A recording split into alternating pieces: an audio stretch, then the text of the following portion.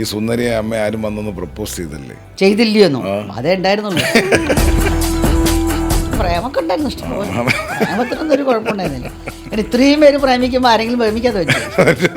ഇതൊരു പേടിയായിരുന്നു. എന്തോ വലിയ തെറ്റ് ചെയ്തു, വല്ല കൊലക്കേസ് ചെയ്ത മാതിരി ഉണ്ടെന്നാണ് പോലീസുകാരെങ്കിലും പേടി. അമ്മേനെയാ പോലീസ്.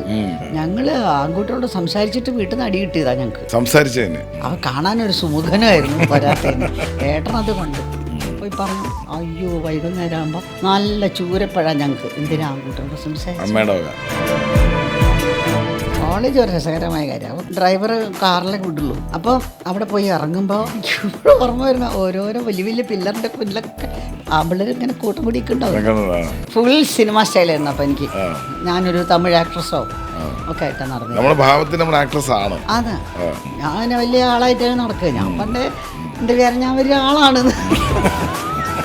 ഞാൻ കോളേജിൽ SLC പാസ്സാവാൻ തന്നെ കാരണം ഞാൻ പറഞ്ഞില്ലേ, എനിക്ക് ആക്ട്രസ് ആവണം. അന്നേ ഉണ്ടാകരുത്. അയ്യോ, എന്നെ AVM സ്റ്റുഡിയോയിലേക്ക് അമ്മേനോട് ചോദിച്ചതാണ് 2 കൊല്ലത്തെ കോൺട്രാക്റ്റിന്. കുറേ പറഞ്ഞു എന്തായിക്ക് സിനിമയിൽ അമ്മ എന്നെ ഒന്ന് സിനിമയിലേക്ക് അയക്കി. കല്യാണം കഴിഞ്ഞു അമ്മ ഞാൻ നിന്നെ വേഗം കല്യാണം കഴിച്ചു കൊടുക്കാൻ പോകാൻ. SSLC കഴിയുമ്പോൾ കല്യാണം ആലോചന. മറ്റേ അവിടുന്ന് പ്രപ്പോസൽ, ഇവിടുത്തെ പ്രപ്പോസൽ കൊണ്ടുവരാണ്. ജാതകം നോക്കൽ. ഞാൻ ഇടയ്ക്ക് ഒന്ന് കയറിയിട്ട് ടീച്ചിങ് ഒക്കെ ഒന്ന് മറച്ചു വെക്കും. വല്ലപ്പം ആമ്പിള്ളേരുടെ ഫോട്ടോ ഇട്ട് അമ്മ വെച്ചിട്ടുണ്ടാവും പ്രപ്പോസൽ. അങ്ങനെ ഞാൻ കണ്ടുപിടിച്ചിട്ട് ആ കണ്ടുപിടിച്ചത് പിന്നെ എൻ്റെ ഭർത്താവായി വന്നേ. അതെ, ഇതിനും കൊള്ളില്ല അതൊക്കെ ഞാൻ പറഞ്ഞു. പെണ്ണ് കാണൽ ചെക്കനല്ല വന്ന്. എനിക്ക് വലിയ ഇഷ്ടമൊന്നും ഉണ്ടായില്ല കല്യാണം അയക്കാൻ. നമ്മളെ മനസ്സിൽ വേറെ ആളുണ്ട്, എന്തൊക്കെയൊന്നും ഒപ്പിക്കണമല്ലോ ഇവർ ഒഴിവാക്കാൻ. അതിന് മുമ്പിലേക്ക് എത്താറുമ്പോൾ ഞാൻ മെല്ലെ ഒന്നിങ്ങനെ ഒരു ചട്ടിക്കാലുമാരി അങ്ങനെ നടന്നു. അപ്പോൾ അവർ തമ്മിൽ നോക്കി. അപ്പോഴേക്ക് മനസ്സിലായി എൻ്റെ നമ്പർ കറക്റ്റായി. പിറ്റേ ദിവസം കോളേജ് ചെന്നപ്പോൾ തന്നെ നില ആരെയും പെണ്ണ് കാണാൻ വന്നോ. എനിക്ക് നൊണ്ടിക്കാലുണ്ട് എന്ന് അവർ പറഞ്ഞു. അപ്പോൾ അതിട്ടോ ഞാൻ പറഞ്ഞു ഒന്നുമില്ലേട്ടോ, അവള് ഭയങ്കര ഡാൻസ് കളിയ. അപ്പോൾ മോനിഷ ഒരു പെൺകുട്ടി ഉണ്ടാവണമെന്ന് ഞാൻ കഠിനമായി പ്രാർത്ഥിച്ചത്. എൻ്റെ മകൾ മോനിഷയുടെ ജീവചരിത്രം തന്നെ പറയാം. അതെൻ്റെ ഒരു വലിയൊരു ദൗത്യമായിരുന്നു ജീവിതത്തിൽ. ഞാൻ എൻ്റെ മകൾക്ക് വേണ്ടി എന്തോ വേണ്ട കാര്യം ചെയ്തു തീർത്തു എന്നുള്ള ആ ഒരു റിലാക്സ്ഡ് അല്ല, റിലീവ്ഡാണ് ഞാൻ. അപ്പോൾ ഇവിടുന്ന് അങ്ങോട്ട് ഇപ്പോൾ പറഞ്ഞ മാതിരി ഇനി ഞാൻ എന്നെ എക്സ്പ്ലോർ ചെയ്യാൻ പോവാം.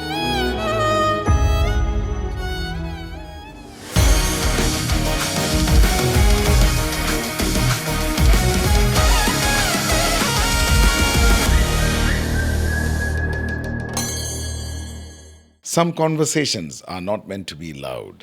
They are meant to be felt.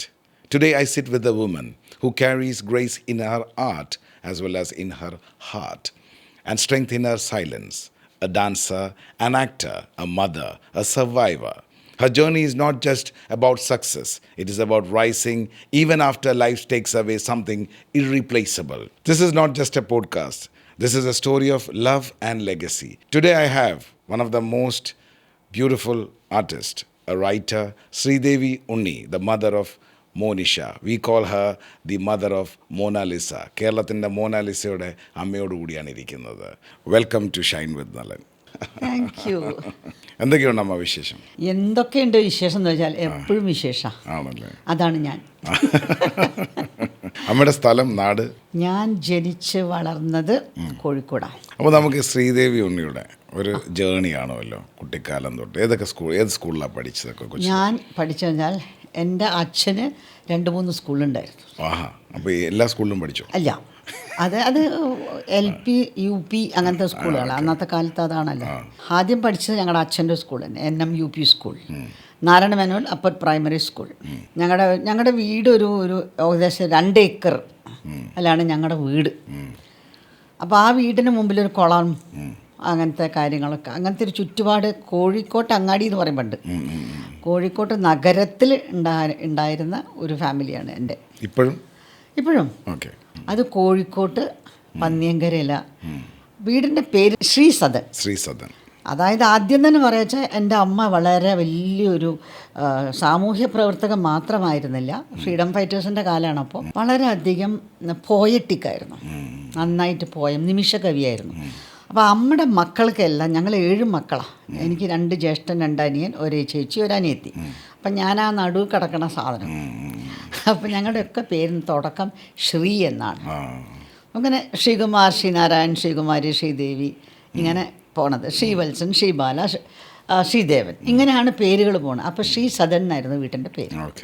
ആ വീട് നിൽക്കുന്നത് ഈ ഇത്രയും ഒരു വലിയൊരു ആണ്. അവിടെ അതിന് തൊട്ടപ്പുറത്തന്നെ സ്കൂള്.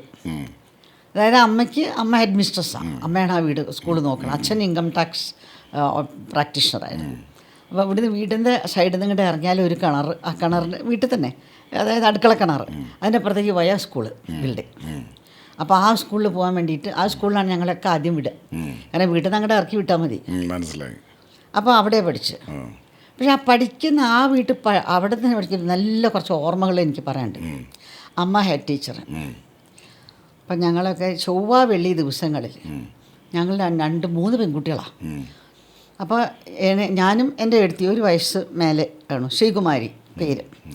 അപ്പം ഞങ്ങൾക്ക് 2 പേർക്ക് ഏകദേശം ട്വിൻസ് മാതിരിയാണ് വളർത്തുക. ഈ ചൊവ്വ വെള്ളി ദിവസങ്ങളിൽ നാട്ടിൻപുറങ്ങളിലൊക്കെ എണ്ണ തേച്ച് കുളിപ്പിക്കും പെൺകുട്ടികളെ. ഇത് സ്കൂളിലുള്ള ദിവസം നിന്നൊക്കെ ഒരു മറക്കുക തോന്നുന്നുണ്ട്, ഇപ്പോൾ തോന്നുകയാണ്. അപ്പോൾ കുളിപ്പിക്കും, എണ്ണയൊക്കെ തേച്ച് ഭയങ്കര കുളിയൊക്കെ കുളിപ്പിച്ച് ഇവിടെ സ്കൂളിൽ വെല്ലടിക്കാൻ മുറ്റത്ത് തന്നെയാണ് സ്കൂള്. എന്നിട്ട് ഞങ്ങളത് കുളിപ്പിച്ച് കഴിഞ്ഞിട്ട് ഞങ്ങൾ കരച്ചിലും പെരിച്ചിലൊക്കെ ആയിരിക്കും നേരത്ത്. അത് കഴിഞ്ഞാൽ കണ്ണെഴുതി പൊട്ടുവിടുന്ന സ്വഭാവമാണ്. കുളിച്ചാൽ ഉടനെ കണ്ണെഴുതി പൊട്ടിടണം. അത് കണ്ണൊക്കെ അങ്ങനെ വീട്ടിലുണ്ടാക്കണ മഷി അതൊക്കെ ഇട്ടിട്ട് ഒരൊറ്റ വലിയാണ് അങ്ങോട്ടൊക്കെ. അപ്പോൾ ആ കൂടി ഒരു കാടൻ പൂച്ചയുടെ മാതിരിയുള്ള സ്റ്റൈലാണ് പോവുക. ഞങ്ങൾ 2 പേരും കാര്യം ചെയ്താനായിട്ട് എന്താ സ്കൂളിൽ നേരം വൈകും.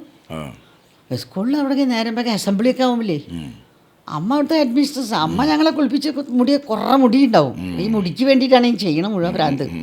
അതൊക്കെ തുടച്ച് കഴിഞ്ഞാൽ ഞങ്ങൾ വെള്ളമൊക്കെ മുടിയൊക്കെ വലിപ്പിട്ട് കൂടണം ക്ലാസ്സിലേക്ക്. അമ്മ ആദ്യത്തെ പീരീഡ് അമ്മയെ വരുന്നിച്ചാൽ ഞങ്ങൾക്ക് അടിയും കിട്ടും നേരം വൈകിയതിന്. സീതായരണി കൈ എങ്ങനെ വെച്ച് എനിക്ക് ഭയങ്കര ദേഷ്യം പിടിക്കും. ചേച്ചി എൻ്റെ ചേച്ചി കരയെ ഏടത്തിന്ന് വിളിക്കാം. ഏടത്തിക്കാണെങ്കിൽ കരച്ചിൽ അമ്മ ക്ലാസ്സിലേക്ക് അടി വന്നാൽ ഞാൻ കയ്യൊക്കെ നീട്ടി കൊടുക്കും. എൻ്റെ വാശി അമ്മ കാരണമല്ലേ ഞാൻ നേരം വയ്ക്കുന്നുള്ള എൻ്റെ ഒരു തോന്നലുണ്ട്. പണ്ട് കുറച്ച് അഹങ്കാരിയാണ് അതൊക്കെ.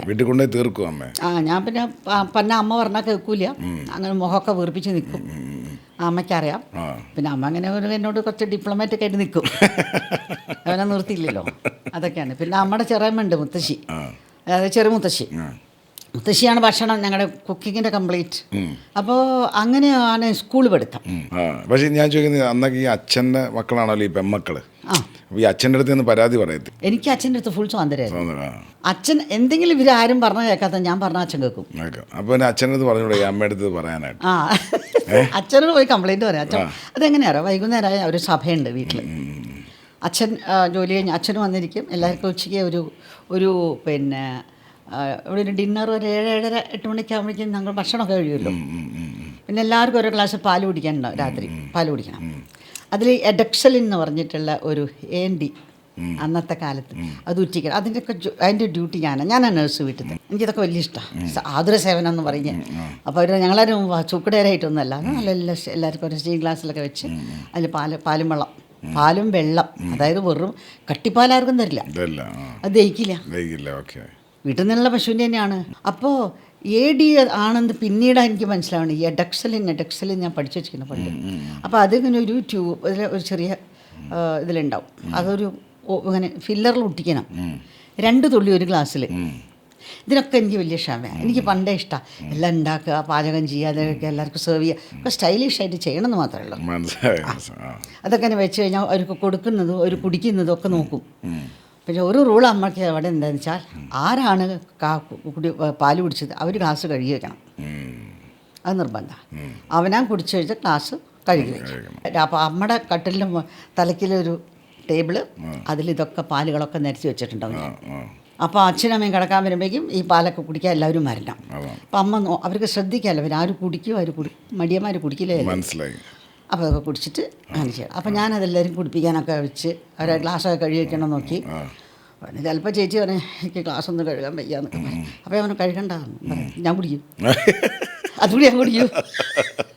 അമ്മരെ പണിക്ക് എനിക്ക് വലിയ ഇഷ്ടം ഭക്ഷണം. സ്കൂൾ ലൈഫ് പിന്നെ സ്കൂളിലായി. അപ്പോൾ സ്കൂളിൽ അങ്ങനെ അവിടെ പഠിച്ചു. ഒരു 7ാം ക്ലാസ് വരെ അവിടെ പഠിച്ചു. അത് കഴിഞ്ഞ് BM ഗേൾസ് സ്കൂളിൽ. എനിക്ക് ഡാൻസ് ചെറിയ കുട്ടിയാകുമ്പോൾ തന്നെ എനിക്ക് തോന്നുന്നത് ഞാൻ നടക്കാൻ തുടങ്ങിയത് ഡാൻസ് ചെയ്തുകൊണ്ട്. പിന്നെ ഏറ്റവും എനിക്ക് നല്ല ഓർമ്മയില്ല, അത് നിങ്ങൾ ഇപ്പോൾ ഒന്ന് റിസർച്ച് ചെയ്താൽ കിട്ടും. ആനത്തലയോളം വെണ്ണ തരാമര എന്നൊരു പാട്ട്, വെണ്ണ തരാമേട എന്നൊരു പാട്ടുണ്ട്. ആ പാട്ട് ഏത് കൊല്ലത്തെ ഇറങ്ങി എന്ന് ഓർത്താൽ അന്ന് ഞാൻ അത് വെച്ചിട്ട് കളിക്കുക. മനസ്സിലായി. ആ പാട്ട് ഓർമ്മയുണ്ടോ അമ്മയ്ക്ക്? ആനത്തലയോളം വെണ്ണതരാമെടാ ആനന്ദ ശ്രീകൃഷ്ണ ഓടിവായോ, ഇങ്ങനെയാണ്. അപ്പോൾ ഈ കൃഷ്ണനെ ഭക്തി പണ്ട് കൃഷ്ണനായിട്ടാണ് നമുക്ക് connection. To mould a child, to mould a girl especially, the best is Krishna concept. അത് കോൺസെപ്റ്റായിട്ട് എടുക്കണം. പിന്നെ അത് ലാസ്റ്റ് പ്രായമാകുമ്പോഴേക്കും ഒരു സൂപ്പർ കോൺഷ്യസ് ആവും. ഇപ്പം എനിക്ക് ആ ലെവലാണ് മനസ്സിലായി. ഇപ്പോൾ ആ കൃഷ്ണൻ, ഞാൻ വലിയ ഹാർഡൻ കൃഷ്ണ ഭക്തയാണ്. എനിക്ക് കൃഷ്ണൻ എന്ന് പറഞ്ഞാൽ ഇപ്പോൾ വേറൊരാളല്ല, ഞാൻ തന്നെയാണ്. Very true. അതൊരു സൂപ്പർ കോൺഷ്യസ്നെസ് വരും, സുപ്രീം. അപ്പോഴാണ് നമ്മൾ അറിയാൻ കഴിയുള്ളൂ. ഒരു മൈൻഡ്ഫുൾനെസ്. അതെവിടെ നിന്ന് നമ്മൾ പറയുന്ന മാതിരി ഇപ്പോൾ ശൈശവം അറിയാലോ, ബാല്യം, കൗമാരം, യൗവനം, ജര, വാനപ്രസം, ഇപ്പം എല്ലാം കൂടി തകടം മറിഞ്ഞു. വേറെ കാര്യം, അമ്മ അങ്ങനെ സ്കൂളിൽ ഡാൻസ് സ്റ്റേജൊക്കെ അല്ല സ്കൂളിൽ അങ്ങനെ തുടങ്ങി. പിന്നെ എൻ്റെ അമ്മ ഭയങ്കര എന്താ പറയുക, നിമിഷകവിയെന്ന് ഞാൻ പറഞ്ഞില്ലേ. അമ്മ എല്ലാം എഴുതും, ഡ്രാമകൾ എഴുതും, ഡാൻസ് ഡ്രാമ എഴുതും. വിശ്വാമിത്രനും പിന്നെ മേനകി, ഞാൻ മേനക, ചേച്ചി വിശ്വാമിത്രൻ. സ്റ്റേജിൻ്റെ മുകളിൽ കളിക്കുകയാണ്. പഠിപ്പിക്കാൻ എനിക്ക് കേളപ്പൻ മാഷ്, ഒരു ഗുരു ഗോപിനാഥിൻ്റെ ഒരു ശിഷ്യൻ, ഒരു ബാലകൃഷ്ണൻ നായർ മാഷ്, അവരൊക്കെയാണ് ഞങ്ങളെ പഠിപ്പിക്കുക. വീട്ടിൽ വന്ന് പഠിപ്പിക്കണം. അന്ന് നമുക്ക് വേറെ എവിടെയും പോകാൻ പറ്റില്ല. പക്ഷെ അന്നൊക്കെ എനിക്ക് ഡാൻസും പാട്ടും സ്പോർട്സും അങ്ങനത്തെ കാര്യങ്ങളൊക്കെ ആയിരുന്നു എനിക്കിഷ്ടം. സ്പോർട്സ് കാണാനൊക്കെയാണ്. മാത്രമല്ല സ്പോർട്സിൻ്റെ കാര്യം പറഞ്ഞാൽ വേറൊരു ഇച്ചിരി തമാശയായിട്ടുള്ളൊരു കാര്യമാണ്. സ്പോർട്സിലൊക്കെ ഞാൻ ഓടാനൊക്കെ നിൽക്കും. ഓടാൻ നിൽക്കുമ്പോൾ എന്താ വെച്ചാൽ ചില കുട്ടികളൊക്കെ തന്നെ ഓടാനുള്ള കുട്ടികൾക്ക് ഇങ്ങനെ ഇതിടെ മുട്ട് വരെയുള്ള പാവാടയാണ്, വെള്ള പ്ലീറ്റഡ് സ്കേർട്ട്. അന്ന് അത് സ്പോർട്സിൻ്റെ യൂണിഫോം. ഏത് വർഷം അതിപ്പോൾ ഏത് വർഷം ഞാൻ പറയണ്ടേ, 61 കോളേജ് വിട്ടില്ലേ, 61 കോളേജ് വിട്ടു, 65 കല്യാണം കഴിച്ചു. അതിൻ്റെ പിന്നിൽ 50 ആയിരിക്കും. ബോബൻ ജനിച്ചിട്ടില്ല. അതല്ലേ, ആരും ജനിച്ചിട്ടില്ല. അപ്പോൾ എനിക്ക് നമുക്കൊക്കെ ഈ ചാക്കുപാവാടയാണ് യൂണിഫോം, കടും നീല കളർ. ഞങ്ങൾ ചാക്കുപാടെന്ന് വിളിക്കാൻ, നല്ല വെയിറ്റ്. ഇത് വെച്ചിട്ട് പടപ്പടന്ന് ഓടും, ഞങ്ങൾ ഓടും. പക്ഷേ ചില കുട്ടികൾ വരുമ്പോൾ അങ്ങനെ നല്ല വൈറ്റ് പ്ലീറ്റഡ് സ്കേർട്ടൊക്കെ ഇട്ട് അങ്ങനെ ഞാനിങ്ങനെ കൊതി. എനിക്കാണെങ്കിൽ പരിഷ്കാരം ഭയങ്കര ഇഷ്ടമാണ്. ഭയങ്കര പരിഷ്കാരമാണ് എനിക്കത്. എങ്ങനെയെങ്കിലും ആ ഒരു ഷർട്ട് പാവാടയൊന്നും ഇട്ടാൽ മതി എന്നുള്ളതാണ്. ഇതിപ്പോൾ എങ്ങനെ പറയും, വീട്ടിൽ പറഞ്ഞിട്ട് കാര്യമൊന്നുമില്ല. ഒക്കെ ലോങ് സ്കേർട്ടും ജമ്പറൊക്കെ ആയിട്ടാണ് നമ്മളെ വിടുന്നത്. അപ്പോൾ ഒരു ദിവസം ഞാൻ അങ്ങനെ മെല്ലെ അവളോട് പറഞ്ഞു, ഇനി നിൻ്റെ സ്കേർട്ട് ബ്ലൗസൊന്നും എനിക്ക് താ, ഞാനൊന്നും ഇട്ടോക്കട്ടെ. അപ്പോൾ എൻ്റെ ഫ്രണ്ടാ തന്നു. അപ്പോൾ ഞാൻ വലിയ ആളായിട്ട് അതൊക്കെ ഒന്ന് ഇട്ടൊക്കെ നോക്കാമെന്ന് വിചാരിച്ചിട്ട് വീട്ടിൽ കൊണ്ടുപോയി. അപ്പോൾ അന്നൊക്കെ മഷി, ഇങ്ക് മഷിയാണ്, ഞങ്ങൾ ഇങ്ക് നിറക്കണം പെന്നിലേക്ക്. ഹീറോ പേനയുടെ കാലം. അത് എടുത്തിട്ട് പിന്നെ ഫില്ലർ കൊണ്ടൊക്കെ ഇതിട്ട് വേണം നിറയ്ക്കാൻ, ഇങ്ക് തീരുമ്പോൾ. എൻ്റെ കഷ്ടകാലത്തിന് ആ വീട്ടിൽ അത് കൊണ്ടുവന്ന് വെച്ച് ആ കുപ്പി തുറന്നത് അത് ഈ വെള്ള സ്കേർട്ടിൻ്റെ മുകളിലേക്ക് മറിഞ്ഞു വീണ് തീർന്നു. ആരോട് പറയുന്നത്, ആര് കഴുകിത്തരും? കുട്ടിക്ക് തിരിച്ചു കൊടുക്കണ്ടേ? വറച്ചിട്ട് ഭയങ്കര പേടി. നമ്മുടെ കയ്യിൽ ചൂരലുണ്ടാവും, ഇങ്ങനെ ഒരു കണ്ണാടി ഉണ്ട്, അതിൻ്റെ പിന്നിൽ ചൂരലിങ്ങനെ വെക്കും. എന്തെങ്കിലും ആവശ്യത്തിന് അവിടെ നിന്ന് എടുക്കുക. കുറച്ച് ഹൈറ്റ് കൊണ്ട് നമുക്കൊന്നും തൊടാൻ പാടില്ല. അത് ചൂരലിൻ്റെ വക്ക് ഇങ്ങനെ കാണുമ്പോൾ എനിക്ക് പേടിയാവും. ആ ചൂരലെപ്പോഴാണ് വരിക എന്നറിയില്ലല്ലോ. ഒടുക്ക ഞാൻ എന്ത് ചെയ്ത്, ഞങ്ങൾക്ക് കുളമുണ്ടല്ലോ ഉമ്മർത്ത്. അവന് പിന്നെ ആരുടെയെങ്കിലും ഒരു സമാധാനം വേണ്ട, അമ്മയോട് പറയാൻ വയ്യ. പിന്നെ മുത്തശ്ശീനെ സോപ്പിട്ട് പിടിക്കും, ചെറു മുത്തശ്ശീനും. ഞാൻ പറഞ്ഞു മുത്തശ്ശിയുടെ അടുത്ത് പോയിട്ട്, എന്താ എൻ്റെ മുഖമൊക്കെ വല്ലാണ്ടിരിക്കുന്നത്? അതിനെ വലിയ ഇഷ്ടമാണ്. നീ എന്തങ്ങനെ വല്ലാണ്ടിരിക്കണം മുഖമൊക്കെ, എന്ത് പറ്റി, സങ്കടമൊക്കെ വരുന്ന കാര്യം. അപ്പോൾ ഞാൻ പറഞ്ഞു ഇങ്ങനെ പറ്റി, ചെറമാന്നാണ് വിളിക്കുക മുത്തശ്ശീനെ, അമ്മയുടെ ചെറമയാ. പറഞ്ഞു ഇങ്ങനെ പറ്റി, ഇങ്ങനെ ആയിപ്പോയി. സാരില്ല, അതിനും പറയാൻ പോണ്ട, ഞാൻ അമ്മേനോടൊന്നും പറയാൻ വേണ്ട. ചിന്നക്കുട്ടി എന്ന് അമ്മയെ വിളിക്കാമായിരുന്നു. ചിന്നക്കുട്ടിയോട് പറയണ്ട, നമുക്ക് എന്തെങ്കിലും ചെയ്യാൻ പറ്റുമോ നോക്കട്ടെ. അതിൻ്റെ ഇടയിൽ ഞാൻ എഴുത്തി കൂട്ടുപിടിച്ചിട്ടുണ്ട്. ഞങ്ങൾ ഉറപ്പാണ് എടുത്ത് നമുക്ക് കുളത്ത് പോയിട്ട് കഴുകാണ്ട് അന്നത്തെ എന്താ 501 ബാർ സോപ്പ്, ചരിത്രമാണത്. 501 ബാർ സോപ്പ് ഒക്കെ കൊണ്ടുപോയിട്ട് ഞാൻ എഴുത്തി കൊണ്ട് കുറേയൊക്കെ മഷി പോണില്ല. മഷിയുടെ കളർ അവിടെ തന്നെ കിടക്കുക, വെള്ളപ്പാവടയല്ലേ. ടെൻഷൻ അനുഭവിച്ച് എനിക്കിപ്പോഴും ഭയങ്കര സങ്കടം. ആലോചിക്കുമ്പോൾ ഇതൊരു പേടിയായിരുന്നു. എന്തോ വലിയ തെറ്റ് ചെയ്തു, വല്ല കൊലക്കേസ് ചെയ്ത മാതിരി ഉണ്ടെന്നാണ് പേടിച്ചിട്ട്. പോലീസുകാരെങ്കിലും പേടി, അമ്മേനെ പോലീസ്. എന്നിട്ട് ഇതൊക്കെ പിടിച്ച് കുറേ നോക്കി പോയില്ല. അവിടേക്ക് ഞാൻ മുത്തശ്ശിയോട് പോയി പറഞ്ഞു, ചെറമ്മ അങ്ങനെ എന്താ ചെയ്യുക, കുറേ നീ നല്ലോണം നീ ആ കല്ലുപിൽ നല്ലോണം ഉരച്ചോ എന്നൊക്കെ പറയും. എന്നിട്ട് കല്ലുപിൽ മുത്തശ്ശി വന്നിട്ട് ഇപ്പോൾ നോക്കാം, അപ്പോൾ ചൂടുള്ള ഒഴിച്ച് നോക്കാം. കുറേയൊക്കെ അങ്ങനെ പോയി കിട്ടി. കുറേ പോയി. ഇത് ഇസ്ത്രീയിടണ്ടേ, ഇത് ഇസ്ത്രീയിടുമ്പോൾ അമ്മ കാണില്ലേ, പ്രത്യേകിച്ച് അപ്പം അമ്മ കണ്ടുപിടിച്ചു. പക്ഷെ കണ്ടുപിടിക്കുക നമ്മുടെ കണ്ണെന്ന് ഒരു സാധനം ഭയങ്കര കാക്കക്കണ്ണ്, അവർക്കൊക്കെ ശ്രദ്ധയാണ്. എന്തായിരുന്നു ഇതിൻ്റെ ആവശ്യം എന്ന് വെച്ചു. അപ്പം ഞാൻ പറഞ്ഞില്ല, എനിക്ക് പാവാട ഇടാൻ വേണ്ടിയിട്ട്.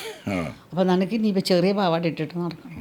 ഞാൻ പറഞ്ഞു അതെ, അവരൊക്കെ ഇടണല്ലേ, പിന്നെ ഷോക്സും ഷൂസൊക്കെ അല്ലേ അവർക്ക്, എനിക്ക് ചെരുപ്പ് മാത്രമല്ലേ ഉള്ളൂ. അപ്പം അവരൊക്കെ നല്ലൊരു സ്പോർട്സ് കളിയിലോട്ടുള്ളതായതുകൊണ്ട് അപ്പം ഞാനും എന്നെ റിലേന് ഓടാൻ തയ്യാറായിരുന്നല്ലേ, ഇത് ഇടാത്തതുകൊണ്ടാണ്. അപ്പോൾ റിലേനും ടീച്ചർ ഇടാൻ പറഞ്ഞിട്ടുണ്ട്, അതുകൊണ്ടാണ് ഒരു നുണയും കാച്ചി. ടീച്ചർ പറഞ്ഞിട്ടുണ്ട് ഇതൊക്കെ ഇട്ടിട്ട് വേണം. അപ്പം എനിക്കില്ലാത്തതുകൊണ്ട് ഞാൻ കടം മേടിച്ചാണ്. പിന്നെ അമ്മേനെ കുറച്ചൊന്നും അങ്ങോട്ട് ഗിൽറ്റി ആക്കി. അമ്മയ്ക്ക് തോന്നില്ല, കൊടുക്കാത്തോണ്ടല്ലേ അങ്ങനെ തോന്നിപ്പിച്ചു ഞാൻ. അപ്പം ഞാൻ രക്ഷപ്പെട്ടു. ഇല്ല അവിടെ ശരിയായില്ല. എന്നിട്ട് അമ്മ പറഞ്ഞു ശരി കുഴപ്പമില്ല, നമുക്ക് കൊളംബസ് സ്റ്റോഴ്സിൽ നിന്ന് വേറെ തുണിയൊക്കെ എടുത്തിട്ട് നന്നായിട്ട് ചെയ്ത് കൊടുക്കാം ആ കുട്ടിക്ക്. ഞാൻ ആ കുട്ടിയെ പോയി പറഞ്ഞു, ഇങ്ങനെ പറ്റിപ്പോയിടാ, എന്ത് ചെയ്യുന്നു. അവർ സാറില്ലേ പോട്ടെ, താൻ സാറല്ലേ, ഞാൻ എൻ്റെ അമ്മയോട് പറഞ്ഞോളാം, താൻ ഈ പാവാടയൊന്നും ഇല്ല പോണ്ടെന്നൊക്കെ പറഞ്ഞിട്ട് അതൊക്കെ മടക്കി ഇസ്തിരിയിട്ട് ഞാൻ കൊടുത്തു. അയ്യോ ആ ഒരു വല്ലാത്ത ഒരു ടെൻഷനായിരുന്നു കേട്ടോ. മറക്കാൻ പറ്റില്ല. അയ്യോ മറക്കാൻ പറ്റില്ല. അയ്യാ ഞാൻ എപ്പോഴും ആലോചിക്കും, അതും ആലോചിച്ച് നോക്കണം. നമ്മൾ കള്ളത്തരം ചെയ്യുമ്പോൾ ആ ഒരു മഷിക്കുപ്പി അതിലേക്ക് വീണെങ്കിൽ കഷ്ടപ്പാട് ആലോചിച്ച് നോക്കണം. ഇതൊക്കെ 60കളിൽ നടന്ന സംഭവങ്ങളാണ്. അങ്ങനെ കോളേജിലേക്ക് കയറുകയാണ്. അതുപോലെ പിന്നെ SSLC കഴിഞ്ഞപ്പോൾ SSLC ഇത് അങ്ങോട്ട് ഒരു പാസ്സായി കിട്ടണം, എന്നാലേ കോളേജ് പോകാൻ പറ്റും. അപ്പം എന്തിനാ കോളേജ് പോണ്? പാട്ട് പാടുക, ഡാൻസ് കളിക്കുക, ഡ്രസ്സ് ചെയ്ത് നടക്കുക, യൂണിഫോം വേണ്ട. 7 പേരും ഉണ്ടോ അമ്മ മാത്രമാണോ ആ കുടുംബത്തിൽ അങ്ങനെ ഹൈലൈറ്റ് ആയി? അല്ല, ഞങ്ങൾ എല്ലാവരും അങ്ങനെയായിരുന്നു. എൻ്റെ 4 ബ്രദേഴ്സും ഇൻസ്ട്രുമെൻസ് ഒക്കെ വായിക്കും, തബല, ഗിറ്റാറ്, മാൻഡലിൻ. അമ്മ കുറേ കൂടി മോഡേൺ ആയിരുന്നു ഈ വക കാര്യത്തിൽ. മൃദംഗത്തിനേക്കാൾ കൂടുതൽ ഞങ്ങൾക്ക് തബലയാണ് വീട്ടിൽ. കാരണം അതൊക്കെ നമ്മുടെ ആ ബാബുരാജ്, ആ നമ്മുടെ കോഴിക്കോടിൻ്റെ ഒരു കൾച്ചറുണ്ടല്ലോ, തബലയാണല്ലോ കൂടുതൽ അല്ലേ, ഗസൽസും അങ്ങനെയല്ലേ. അപ്പോൾ ആ ഒരു ഇതിൽ ഗിറ്റാറ്, മാൻഡലിൻ, ഇതെല്ലാം ഉണ്ട് വീട്ടിൽ. അപ്പോൾ എല്ലാവർക്കും എപ്പോഴും ഇതിൻ്റെ ട്യൂഷനും ഇതിൻ്റെ തമാശകളും ഇതിൻ്റെ പാട്ട്. പിന്നെ ഞങ്ങളെന്നോ ഒരു സിംഗിങ് സ്ട്രിങ്സ് പറഞ്ഞിട്ട് അമ്മ ഒരു ഓർക്കസ്ട്ര ഉണ്ടാക്കി. ഞങ്ങൾ 7 പേര്, പിന്നെ അമ്മാമ്മൻ മൂർച്ചയും അസലായിട്ട് വായിക്കും മൂർച്ചയും. അപ്പോൾ മൂർച്ചയും വായിക്കും. ഒരു ശ്രീധരനുണ്ണി മാമാമൻ, മറ്റേ ഒരു കുഞ്ഞിനി മാമയ്ക്കുണ്ട് ഈ തബല പരിപാടി. അപ്പം എന്നും ഞങ്ങൾക്ക് വീട്ടിൽ അങ്ങനെ പാട്ടും ബഹളം. ഇവരായിട്ട് ഇപ്പോഴും കണക്ഷനിലാണോ, കോണ്ടാക്റ്റിലാണോ? അല്ല, ഇപ്പം ഒന്നും അറിയില്ല. മൂത്തേട്ടൻ മരിച്ചുപോയി. പിന്നെ ഇവരൊക്കെ ഇപ്പോഴും ഉണ്ട്. ഇത് കണക്കൊരു ഒരു കൂട്ടായ്മ വിളിച്ച് കൂട്ടാത്ത രസമായിരിക്കത്തില്ലേ? ഞങ്ങളുടെ വീട്ടിലെ മക്കളെ കല്യാണത്തിനൊക്കെ തലേദിവസം ഞങ്ങളൊക്കെ തന്നെയല്ലേ പാടുന്നത്. ഇപ്പം അത് മാത്രമല്ല, മറ്റേ ജനറേഷൻസ് ഒക്കെ പാട്ട് പാടും. പല പരിപാടിയുണ്ട്. ഇപ്പോൾ രാഘവമാഷ് പഠിപ്പിച്ചിട്ടുണ്ട് ഞങ്ങളെയൊക്കെ പാട്ട്. ARലായിരുന്നല്ലോ മൂപ്പര്. രാഘവമാഷ് മനസ്സിലായില്ലേ? ഞാൻ കേട്ടിട്ട്. മ്യൂസിക് ഡയറക്ടർ രാഘവമാഷ്, കോഴിക്കോട്ടെ. കാലിക്കറ്റ് ഓൾ ഇന്ത്യ റേഡിയോയിൽ ആർട്ടിസ്റ്റൊക്കെ തന്നെയാണ് ഞങ്ങളെല്ലാവരും. ബാലലോകം മുതൽക്ക് അങ്ങനത്തെ ഒരു കുട്ടിക്കാലാണ്. ഇത്രയും ഒരു എനർജറ്റിക് ആയിരുന്ന ഒരു പെണ്ണിനെ ഇപ്പൊ +2 പഠിച്ചു, ഗേൾസ് ഹൈസ്കൂളിലായിരുന്നു. അവിടുന്ന് കോളേജിലേക്കുള്ള സ്റ്റെപ്പിങ്. കോളേജിലേക്ക് SSLC കഴിഞ്ഞ ഉടനെ ഞാൻ കോളേജിൽ SSLC പാസ്സാവാൻ തന്നെ കാരണം ഞാൻ പറഞ്ഞില്ലേ, എനിക്ക് കോളേജിൽ പോകണം. അല്ലാണ്ട് എനിക്ക് പഠിച്ച് പാസ്സായിട്ട് വലിയ അതൊന്നും വലിയ ആഗ്രഹമൊന്നും ഉണ്ടായിരുന്നില്ല. വലിയ കാര്യമൊന്നുമല്ല പഠിച്ചിട്ട്. എനിക്ക് ആക്ട്രസ് ആവണം അന്നേ ഉണ്ടാഗ്രഹം. അയ്യോ, എന്നെ AVM സ്റ്റുഡിയോയിലേക്ക് അമ്മയോട് ചോദിച്ചതാണ് 2 കൊല്ലത്തെ കോൺട്രാക്റ്റിന്. അമ്മ പറഞ്ഞു എന്ത് പറയണം, സിനിമയിലൊക്കെയോ ബ്ലാക്ക് ആൻഡ് വൈറ്റ്. അപ്പം അന്ന് 2 കൊല്ലം വേണം ഒരു സിനിമ ഷൂട്ട് ചെയ്യാൻ. അതൊന്നും പറ്റില്ല. അതന്നെ കുറേ പറഞ്ഞു. എന്നെ ഒന്നയക്ക് സിനിമയിൽ, അമ്മ എന്നെ ഒന്ന് സിനിമയിലേക്ക് അയക്കി. കല്യാണം കഴിഞ്ഞ് അമ്മ ഞാൻ നിന്നെ വേഗം കല്യാണം കഴിച്ചു കൊടുക്കാൻ പോകാൻ. 18-19 വയസ്സരെ പിന്നാലെ അമ്മനെ ഒന്ന് സിനിമയ്ക്ക് വിടുമോ ചോദിച്ച് നടക്കും. ഒന്നും അറിയില്ലല്ലോ, അഭിനയിക്കണം എന്നുള്ള. അന്ന് ഞാൻ കണ്ടായിരിക്കുക സാവിത്രി, നോർത്ത് ഇന്ത്യയിലെല്ലാം കാണും. അവിടെ ഹിന്ദി പാട്ടേ ഞാൻ പാടും. ഞാൻ നല്ലോണം പാട്ട് പാടിയിരുന്നുണ്ട്. അന്ന് വിവിധ് ഭാരതി പാട്ടുണ്ട്, ബിനാക്ക ഗീത്മാല, അതൊക്കെ ഗീത്മാല, അത് അമീൻ ബായി. ടെലിവിഷൻ വന്നായിരുന്നു. അല്ല, ഒരു റേഡിയോ ടെലിവിഷനൊക്കെ മക്കളൊക്കെ വലുതായിട്ടാണ് വന്ന്. ശരി, അങ്ങനെ അമ്മ കോളേജിൽ എത്തുകയാണ്. അതെ, ഞാൻ അതിന് വേണ്ടിയിട്ട് പോയത്. ഞാൻ കോളേജ് പോയത് ഫസ്റ്റ് ഡേ കോളേജിലോട്ട് കയറുന്ന ഒരു മൂഡൊക്കെ ഇല്ലേ? അതെ, സ്വപ്നം. ഞാനും ചേച്ചിയും ഒപ്പോഴാണ് ഒരേ ക്ലാസ്സിലായിട്ട് പോയത്. ഒരു സാക്ഷാത്കാരമാണല്ലോ. അതെ, കോളേജിലേക്ക് കയറുമ്പോൾ ഡ്രസ്സ് സാരി എനിക്ക് കോട്ടൺ സാരി. ഞാനും ഹാഫ് സാരിയുടെ കാലമായിരുന്നു അന്ന്. ഹാഫ് സാരി കോളേജിലേക്ക് പോകുമ്പോഴേക്കും നമുക്ക് ഹാഫ് സാരി കഴിഞ്ഞു. ഫുൾ സിനിമ സ്റ്റൈലായിരുന്നു. അപ്പോൾ എനിക്ക് ഞാനൊരു തമിഴ് ആക്ട്രസോ ഒക്കെ ആയിട്ടാണ് നടന്നത്. നമ്മുടെ ഭാവത്തിൽ നമ്മൾ ആക്ട്രസ് ആണ്. അതെ, എപ്പോഴും അതെ. ചെറിയ കുട്ടിയാകുമ്പോഴേ എൻ്റെ വിചാരം ഞാൻ വലിയൊരു അഭിനേത്രി, എത്രയോ എവിടെയോ കിട്ടുന്ന ആളാണ് എൻ്റെ പണ്ടത്തെ വിചാരം. അപ്പം ആ വിചാരം കൊണ്ടാണ് ജീവിച്ചു പോയേ. അങ്ങനെ കോളേജിലെത്തി. അപ്പം അങ്ങനെ കോളേജിലെത്തിയപ്പോഴും വോയിസ്, അവിടെ അപ്പുറത്തുനിന്ന് കുറേ വോയിസ്, കുറേ അഡ്മയറേഴ്സ്, കുറേ എന്താ നമ്മളെ കമൻ്റ് അടി, വിസിലടി ഒക്കെ കേട്ടാണ് ഞാൻ പോയി ഇറങ്ങണം. അപ്പോൾ അച്ഛനെ ഞങ്ങൾ ഡ്രൈവർ കാറിലേക്ക് വിടുള്ളൂ. ഞാൻ അവസ്ഥ പറയുന്നല്ല കേട്ടോ, എൻ്റെ ജീവിത രീതി, അറ്റ്മോസ്ഫിയർ വീട്ടിലത്തെ. അപ്പോൾ അച്ഛൻ ഒരു ഡ്രൈവറെ കൂടെ വിടുമ്പോൾ അയാളെ കൂടെ അച്ഛൻ്റെ പ്യൂണിനെ ഇരുത്തും. ഞങ്ങളുടെ പെൺകുട്ടികളെയാണ് കോളേജ് കൊണ്ടുപോകുന്നത്. കോളേജ് ഒരു രസകരമായ കാര്യമാണ്. അപ്പോൾ കോളേജിൽ പോയി ഞങ്ങൾ ഇറങ്ങണത്, ഞാൻ ഡ്രൈവർ കൊണ്ടുപോയിട്ട് പോർച്ചിൽക്ക് മലബാർ ക്രിസ്ത്യൻ കോളേജ് പഠിച്ചത് കോഴിക്കോട്. അപ്പോൾ അവിടെ പോയി ഇറങ്ങുമ്പോൾ അപ്പം അതിൻ്റെ ഓരോരോ എനിക്കിവിടെ ഓർമ്മ വരുന്ന ഓരോരോ വലിയ വലിയ പില്ലറിൻ്റെ കുഞ്ഞിലൊക്കെ ആമ്പിള്ളേർ ഇങ്ങനെ കൂട്ടം കൂടിയിട്ടുണ്ടാവും.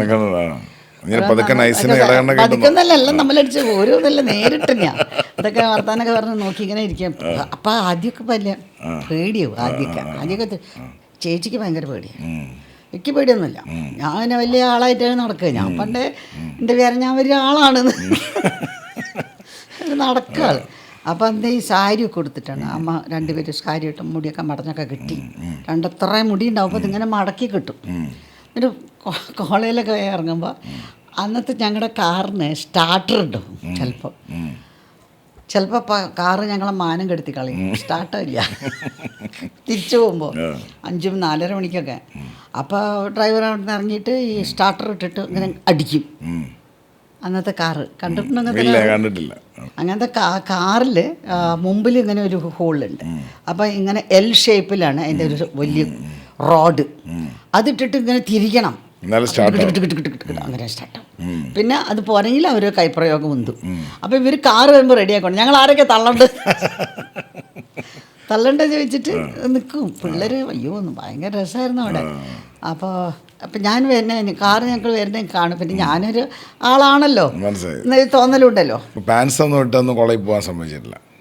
അതൊന്നും അന്ന് ആൺകുട്ടികളെ മുണ്ടെടുത്തിട്ട് വരും. വളരെ റെയർ. മറ്റേതിനൊക്കെയാണ് അവർ ഫൈൻ ആർട്സ് ക്ലബ് ഡേ എന്നൊക്കെ പറയുമ്പോഴാണ് ഓരോരുത്തർ ഇങ്ങനെ പാൻറ്റൊക്കെ ഇട്ടിട്ട് വരുന്നത് കണ്ടിരിക്കുന്നത്. ധാവണിയില്ല കോളേജിലേക്ക് ചെല്ലാം, സാരിയാണ്. അപ്പോൾ പ്രൊമോട്ടഡ് ആണ് നമ്മൾ. അതായത് എങ്ങനെയാണോ SSLC കഴിയുമ്പോൾ കല്യാണാലോചന. 10ാം ക്ലാസ്സിലായ ഞങ്ങൾക്ക് കല്യാണാലോചന ആദ്യത്തെ ഇതാണ്. അപ്പോൾ 10ാം ക്ലാസ്സിലായില്ലേ. ഇപ്പോൾ എല്ലാവരും ചോദ്യം തുടങ്ങുക അങ്ങോട്ടും ഇങ്ങോട്ടും. മറ്റേ അവിടുന്ന് പ്രപ്പോസൽ, ഇവിടുത്തെ പ്രപ്പോസൽ കൊണ്ടുവരാണ്. ജാതകം നോക്കൽ. അപ്പോൾ ഇവർ എപ്പോൾ നോക്കിയാലും ആരെങ്കിലും ഉണ്ടാവും, ഒരു പണിക്കർ അവിടെ ജാതകം നോക്കിക്കൊണ്ടിരിക്കേണ്ട മിക്ക ദിവസം. ഞാനും ചേച്ചിയാണ് ഇവർ ആരെ പറ്റി പറയണം. ഞങ്ങൾക്ക് താല്പര്യമുണ്ട്. ഇപ്പം ആമ്പിള്ളേരെ ആരാന്നൊക്കെ നമുക്കൊന്നും അറിയാമല്ലോ. അതൊക്കെയുള്ളൂ, കാണാനൊന്നും പറ്റില്ല.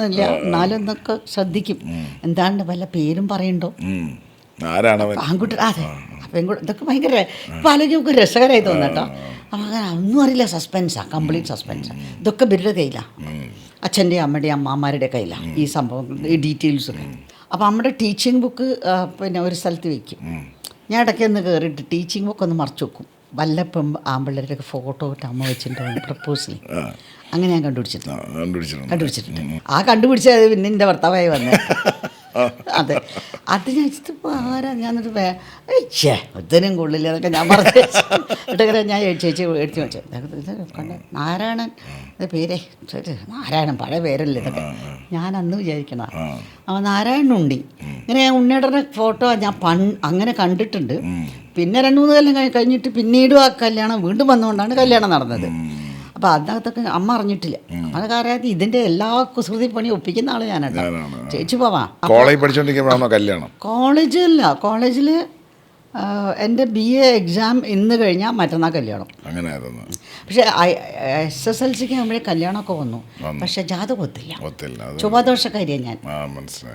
അപ്പോൾ കല്യാണം ശരിയില്ല. അപ്പോൾ പിന്നെ വിഷമമായി. അവൾ പഠിച്ചോ, അച്ഛനും ഇഷ്ടമല്ല. അച്ഛൻ പറഞ്ഞു അവൾ പഠിക്കട്ടെ. അതിനോട് 2-3 സ്കൂൾ നോക്കാണ്ട്, എൻ്റെ ഓഫീസ് നോക്കാണ്ട്, എത്ര സാമ്രാജ്യം ഞാൻ ഉണ്ടാക്കിയിട്ടുണ്ട് ഇവിടെ, അതൊക്കെ നോക്കാം. അവൾക്ക് നല്ല കഴിവാണ്, അവളൊക്കെ എന്നൊക്കെ ഏൽപ്പിക്കണം എന്നൊക്കെ പറഞ്ഞിട്ട് അച്ഛനും ഇഷ്ടമല്ല. ഞാൻ കല്യാണം കഴിപ്പിക്കും, എന്നെ കല്യാണം കഴിപ്പിച്ച് കൊടുക്കണേ. അപ്പോഴേ ഫൈനൽ എക്സാം കഴിഞ്ഞു. May 3 കല്യാണം. April 28 എക്സാം കഴിഞ്ഞു. 3 ദിവസം കൊണ്ട് കല്യാണം. ഇത് ആലോചിച്ച് ഇപ്പൊ ഈ നാരായണ ചേട്ടൻ എന്ന് പറയുന്ന അതൊക്കെ നോക്കി വീട് നോക്കി കുലം നോക്കി അങ്ങനെ ഉണ്ടല്ലോ. അന്ന് ഈ കോളേജിൽ നിന്ന് ടൂറൊക്കെ ഉണ്ടോ? അന്ന് ഞങ്ങൾക്ക് ഒരു പിക്നിക്ക് മാത്രം ഉണ്ടായിരുന്നു. അത് തിരുവനന്തപുരം അല്ലല്ല, ഞങ്ങളെ കൊണ്ടുപോയത് മലമ്പുഴ ഡാം. ഈ 5 കൊല്ലം കോളേജ് പഠിച്ചിട്ട് ആരും 4 കൊല്ലം കോളേജ് പഠിച്ചിട്ടും ഈ സുന്ദരിയെ അമ്മ ആരും വന്നൊന്ന് പ്രപ്പോസ് ചെയ്തില്ലേ? ചെയ്തില്ലയോന്നോ? അതേ ഉണ്ടായിരുന്നുള്ളൂ. ലേഡീസ് റൂമിൻ്റെ അവിടെ ഒരു നോട്ടീസ് ബോർഡ് ഉണ്ട്.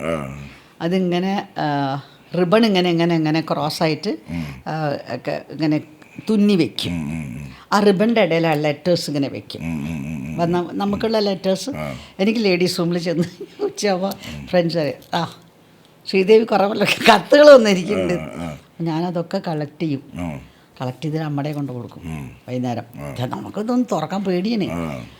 അപ്പം അമ്മയുടെ കയ്യിൽ കൊടുക്കും. പ്രേമലേഖനങ്ങൾ. പ്രേമലേഖനം അല്ലാണ്ട് എന്ത് ലേഖന?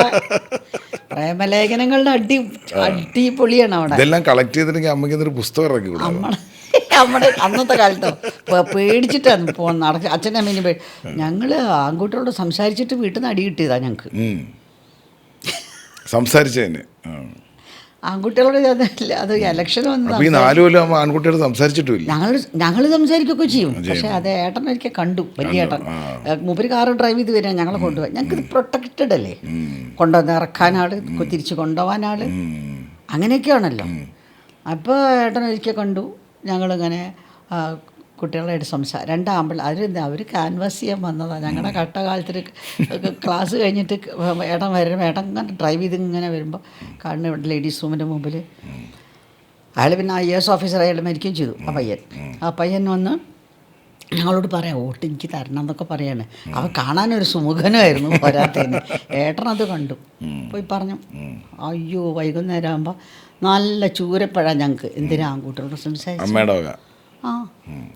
അപ്പോൾ അച്ഛൻ പറയുന്നത് എന്താ വെച്ചാൽ അച്ഛൻ ഇതിലൊന്നും ഇടപെടില്ല. അങ്ങനെ അച്ഛനറിയാം കുറച്ച് കാര്യങ്ങളൊക്കെ എങ്ങനെയൊക്കെ അച്ഛനൊന്നും പറയും. പക്ഷേ ഞങ്ങളിങ്ങനെ എല്ലാ ഡാൻസിനും ഞാൻ പറഞ്ഞില്ലേ കൊണ്ടുപോകും അമ്മ പരിപാടിക്ക്. അപ്പം അച്ചടച്ചൊന്ന് ദേഷ്യപ്പെടും. ചെണ്ടപ്പുറത്ത് കോലിട്ടോടത്തൊക്കെ മക്കളെ കൊണ്ടുപോകണോ ഡാൻസ് കളിക്കും അങ്ങനെ പറയും. ചെണ്ടപ്പുറത്ത് കോലിട്ടോടത്ത് കൊണ്ടുപോവാ മക്കളെ എന്നൊക്കെ ചോദിക്കും. അപ്പം അമ്മയൊന്നും കൂട്ടാക്കില്ല. അമ്മ ഭയങ്കര പ്രോഗ്രസീവായിരുന്നു. അമ്മയുടെ എന്നും പ്രസംഗങ്ങളുണ്ടാവും. അമ്മ ഒരു ചീഫ് ഗസ്റ്റായിട്ട് കുറേ ഒരുപാട് ആൾക്കാരെ പിന്നെ മോട്ടിവേഷണൽ ടോക്ക്. അമ്മയുടെ പേര് മിസ്സസ് PN മേനൻ. അവിടെ വളരെ അറിയപ്പെടുന്ന ഒരു സോഷ്യൽ വർക്കറായിരുന്നു. അച്ഛൻ്റെ പേര്? അച്ഛൻ P. നാരായണ മേനൻ. അപ്പോൾ കല്യാണം കഴിച്ചത് നാരായണനുണ്ണി. അതും നാരായണനുണ്ണി.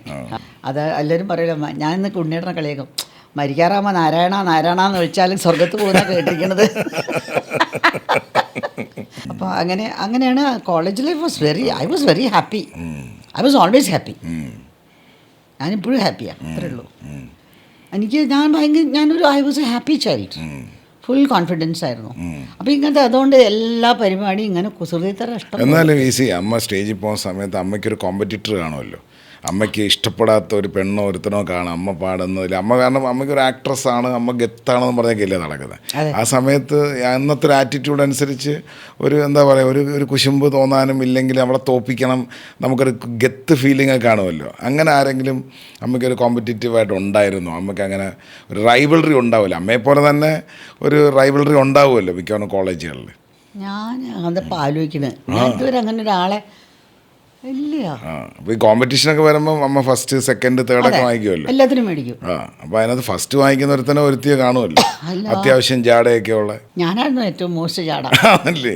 അത് ഞാൻ ആർക്കും വിട്ടുകൊടുത്തിട്ടില്ല. അല്ല, ഞാൻ അങ്ങനെ എനിക്ക് തോന്നാറില്ല. എൻ്റെ വിചാരം ഞാൻ റൈറ്റ്, ശരിയാണ്. പിന്നെ അമ്മേനെ അച്ഛനെയൊക്കെ അങ്ങനെ കയ്യിലെടുക്കണമെങ്കിൽ ഇപ്പം തോന്നാണ് അന്ന് മെഡിക്കായിരിക്കണം. അപ്പോൾ ഈ BA കഴിഞ്ഞു, BA കഴിഞ്ഞ ഉടനെ കല്യാണം കഴിഞ്ഞു. ഭയങ്കര ഹൈലി റൊമാൻറ്റിക്. കല്യാണം പ്രേമല്ലെങ്കിലല്ല, പ്രേമൊക്കെ ഉണ്ടായിരുന്നു ഇഷ്ടംപോലെ. പ്രേമത്തിനൊന്നും ഒരു കുഴപ്പമുണ്ടായിരുന്നില്ല. കാരണം ഇത്രയും പേര് പ്രേമിക്കുമ്പോൾ ആരെങ്കിലും പ്രേമിക്കാതെ പറ്റും അല്ലേ? അതും നമ്മുടെ ഒളിച്ചും പാത്തുള്ള പ്രേമാണേ. അത് കത്തല്ലാണ്ട് ഒരു രക്ഷയില്ല. കത്തുകളെ അയക്കാൻ പറ്റും. കത്ത് ഇപ്പൊ കൊടുപ്പല്ലേ ഒന്നുമില്ല. ഈ ഹംസയൊക്കെ കാണുമല്ലോ അന്ന് ഈ അത് വരും അതെ. ചില ഫ്രണ്ട്സ് അത് വരും കത്തുകൾ അതേ കൂടി അത് എനിക്ക് ഹംസൊക്കെ ഉണ്ടായിരുന്നു. അതെ കോഴിക്കോട് അങ്ങാടിയിലാണല്ലോ ഏറ്റവും വലിയ പ്രേമം ഉണ്ടായത് നമ്മളെ സിനിമയൊക്കെ ആയില്ലേ അവരെയൊക്കെ അറിയാം. അതെ മൊയ്തീനെയൊക്കെ അമ്മയ്ക്ക് വല്ല പരിചയമുണ്ടോ? ഇല്ല. കാഞ്ചനമാലയും മൊയ്തീനെ ഇല്ല. അല്ല അവരൊക്കെ പിന്നെ കുറേയൊക്കെ ഇതൊക്കെ ആയിട്ട് അറിഞ്ഞുള്ളൂ.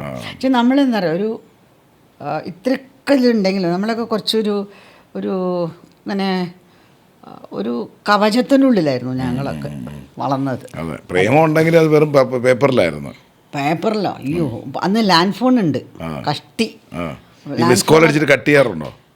ഫോൺ അടിച്ചു കഴിഞ്ഞാൽ തന്നെ എനിക്ക് പേടിയാവും. കാരണം ഏട്ടന്മാരെ എടുക്കുക എന്നാൽ നമ്പർ കൊടുക്കും.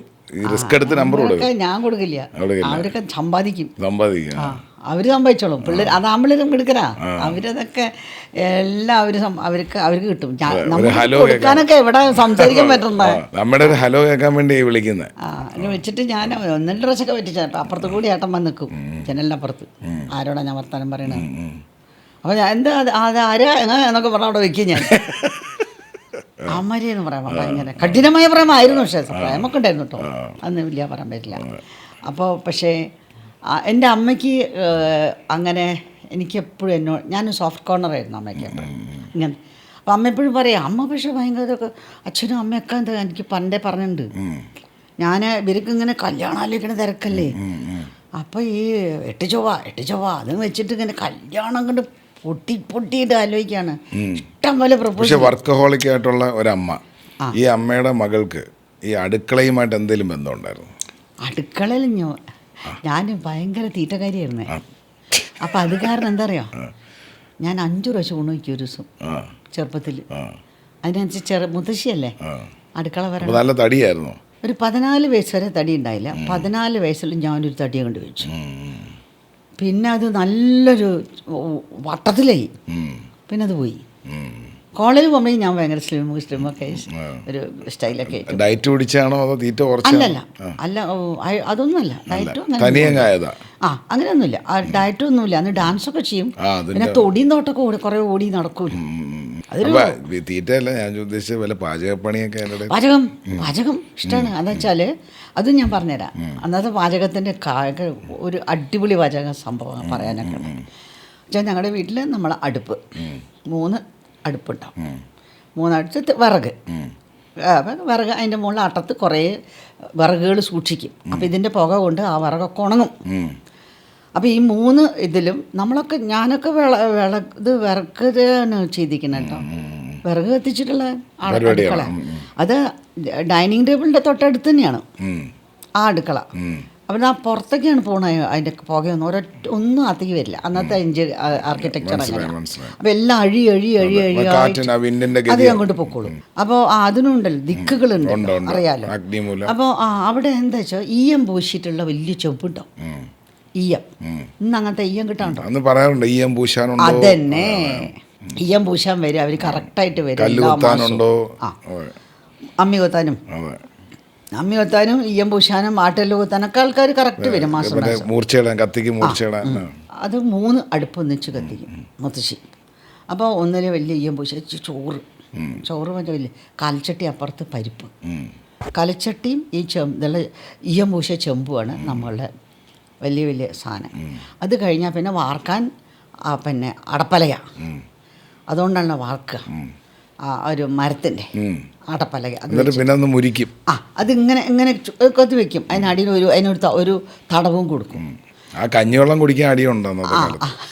വേണ്ട. അത് നമുക്കില്ല. അത് നമുക്കും തരില്ല. അതൊക്കെ അവിടെ ആൾക്കാർ റെഡി ഉണ്ടാവും. പുറത്ത് പണിക്കാർ പാവം. അവർ കഞ്ഞിയോ തവരട്ടി എന്ന് ചോദിച്ചുകൊണ്ട് നിൽക്കുന്ന ആൾക്കാർ കുറേ പേരുണ്ടാവും അപ്പുറത്ത്. ഞങ്ങളുടെ അറ്റ്മോസ്ഫിയർ പറയണേ. അപ്പോൾ അവിടെയൊക്കെ അവർ കാത്തിക്കും. പുറത്ത് അവർക്കൊക്കെ വേണം. ഇത് ഭയങ്കര സംഭവമല്ലേ. ഇപ്പോഴല്ലേ നമ്മൾ അത് വിറ്റമിൻ അതാന്നൊക്കെ പറയണം. അന്നതൊക്കെ അവർക്ക് കൊടുക്കും. അവർക്ക് വേണ്ടേ, നമുക്ക് ചോറല്ലേ കിട്ടണേ.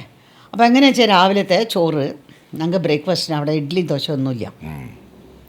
ഞങ്ങളുടെ വീട്ടിൽ രാവിലെ ഇഡ്ഡലി ദോശ അങ്ങനത്തെ പലഹാരപ്പണിയില്ല. കാരണം കുറച്ച് എന്താണെന്ന് വെച്ചാൽ എൻ്റെ അമ്മയുടെ അച്ഛൻ്റെ അച്ഛനൊക്കെ അവർ ഈ പൂണൂലുള്ളവരായിരുന്നു. അപ്പോൾ പൂജയും ശാന്തിയൊക്കെ എൻ്റെ അമ്മയുടെ അച്ഛനൊക്കെ. അപ്പോൾ അവരുടെ ഇല്ലങ്ങളിലുള്ളത് അവിടെ ഇങ്ങനെ അന്നത്തെ കാലത്ത് ഇഡ്ഡലി ദോശയൊന്നുമില്ല. ഇല്ലങ്ങളിലൊന്നും ആ അരച്ചിട്ടുള്ള പൊളിപ്പിച്ചത് ഉണ്ടാക്കുന്ന പരിപാടി ഇല്ല. ഞങ്ങളുടെ വീട്ടിൽ അത് അധികം ഉണ്ടായിരുന്നില്ല. അതെന്ന് വെച്ചാൽ എല്ലാവർക്കും അന്ന് കുത്തരി ചോറാണ്. ആ ചോറ് ഇങ്ങനെ ചെമ്പിൽ രാവിലെ ചെമ്പിൽ വെച്ച് വാർത്ത് കഴിഞ്ഞാൽ ഞങ്ങൾക്കൊക്കെ ബ്രേക്ക്ഫാസ്റ്റ് വേണ്ടേ. അത്രയും കൽച്ചട്ടിയിൽ ഒരു വളരെ ഉണ്ടാവും. ഇപ്പോൾ 1 കിലോ എന്നൊക്കെ പറയാം. അന്നത് കൽച്ചട്ടി ഇങ്ങനെ മഞ്ഞളിട്ട് ഇങ്ങനെ വേവുണ്ടാവും.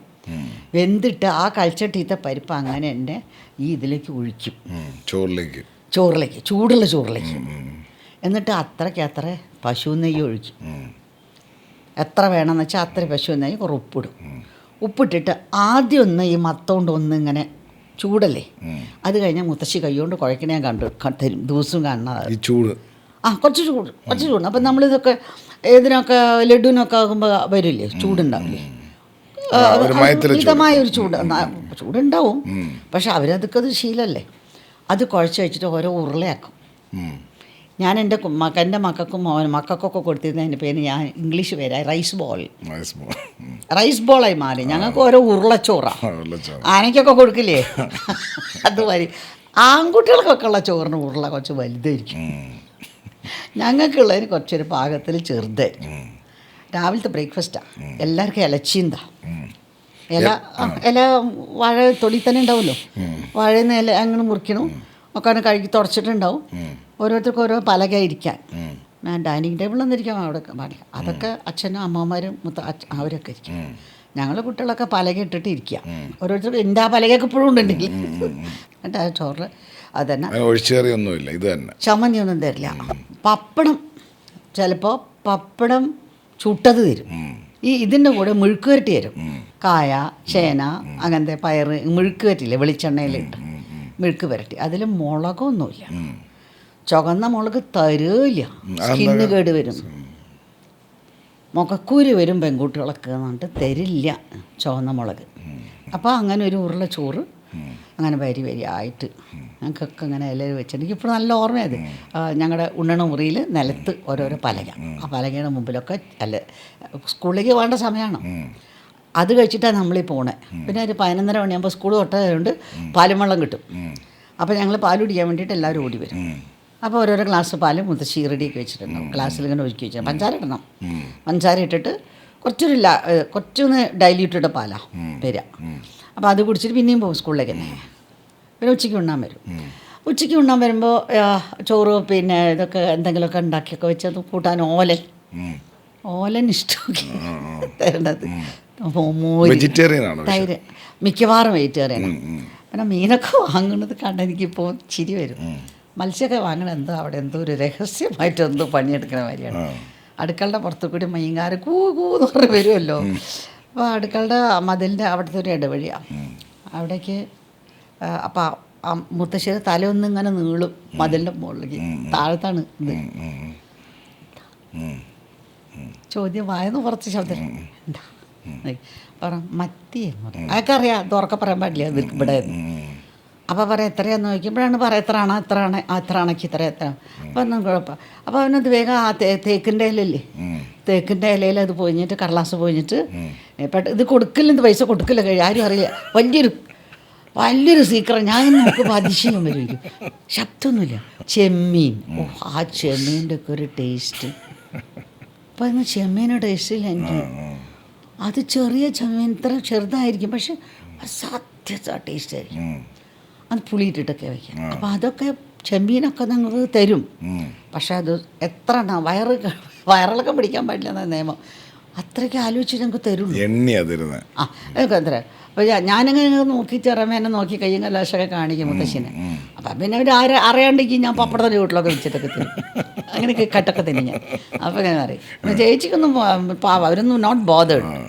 ഞാൻ തന്നെ ബുദ്ധിമുട്ടാണ് അവരൊക്കെ. ആ സ്റ്റൈൽ ഓഫ് കറിയൊക്കെ ഇപ്പോഴും അമ്മയ്ക്ക് ഓർമ്മയുണ്ടോ? അമ്മയ്ക്ക് റീക്രിയേറ്റ് ചെയ്യാൻ പറ്റുമോ? അമ്മയൊക്കെ ഒരു കറുത്ത കളറൊരു മത്തിക്കറി ഉണ്ടാക്കും. കറുത്ത കളറാണ്, മുളക് മൂപ്പിച്ചിട്ട് അല്ല, കുരുമുളകും കറുത്ത പുളി, അതായത് പഴയ പുളി. പഴയ പുളി നല്ല കറുത്തിട്ടുണ്ടാവും. നമ്മളെ നാടൻ വാളംപുളി.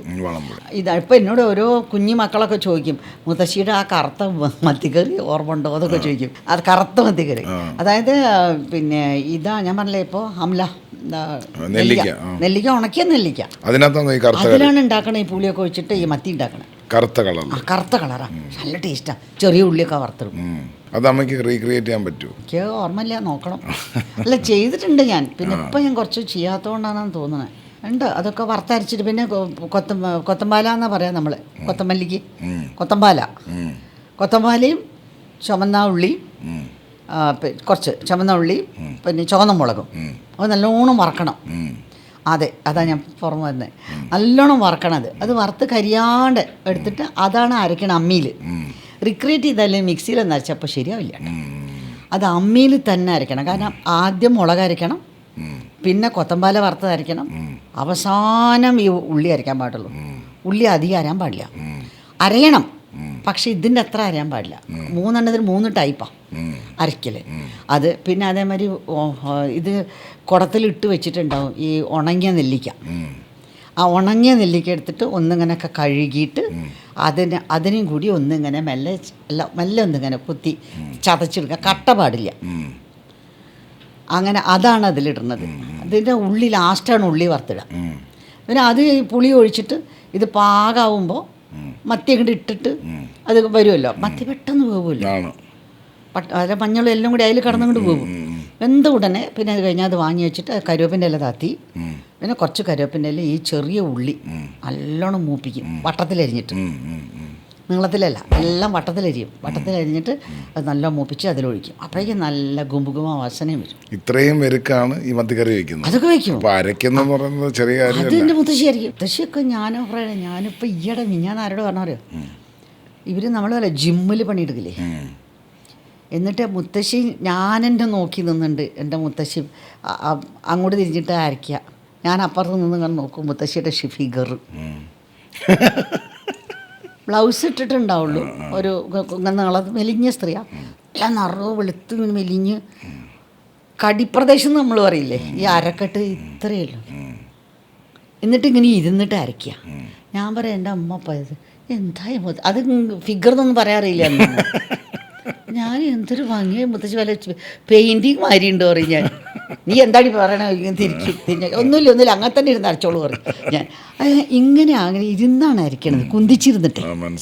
അറിയാ അങ്ങനെ ഇരുന്നിട്ടല്ലേ അരക്കണ അമ്മി. അപ്പം അമ്മ കല്യാണം കഴിച്ച് പോകുന്നതിന് മുമ്പായിട്ട്, കല്യാണം കഴിച്ച് പോകാൻ പോവാണ്. ഇപ്പം നമ്മൾ നാരായണൻ ചേട്ടൻ്റെ വീട്ടിലേക്ക് കയറുന്നതിന് മുമ്പ് ഞാനൊരു ഓർമ്മ റീക്രിയേറ്റ് ചെയ്യാൻ പോവാണ്. അമ്മയ്ക്ക് ഒരു ചെറിയ tea break. Okay, you have a small tea and a small bite. Shine with Nalin.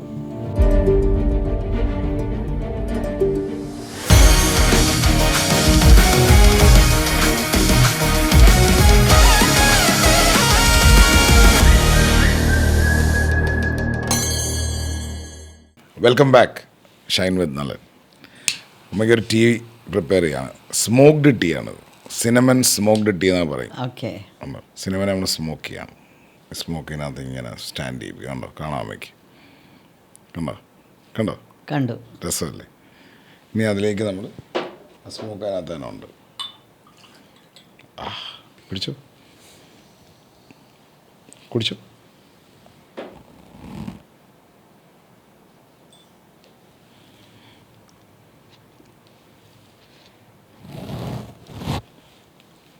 അടിപൊളി. രാവണൻ്റെയും രാമൻ്റെയും കാലത്തൊക്കെ ഉണ്ടായിരുന്ന ടീ എന്നാണ് പറയുന്നത്.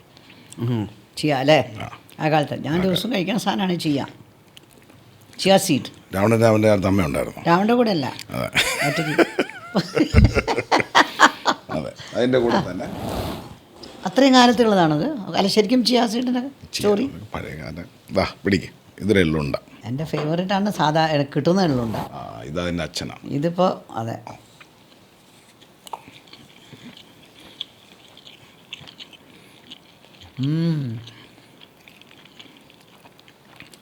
അടിപൊളി.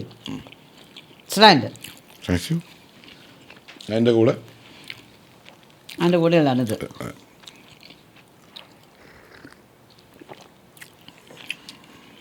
ഓ, അട്ടേ കോമ്പിനേഷൻ അല്ലേ?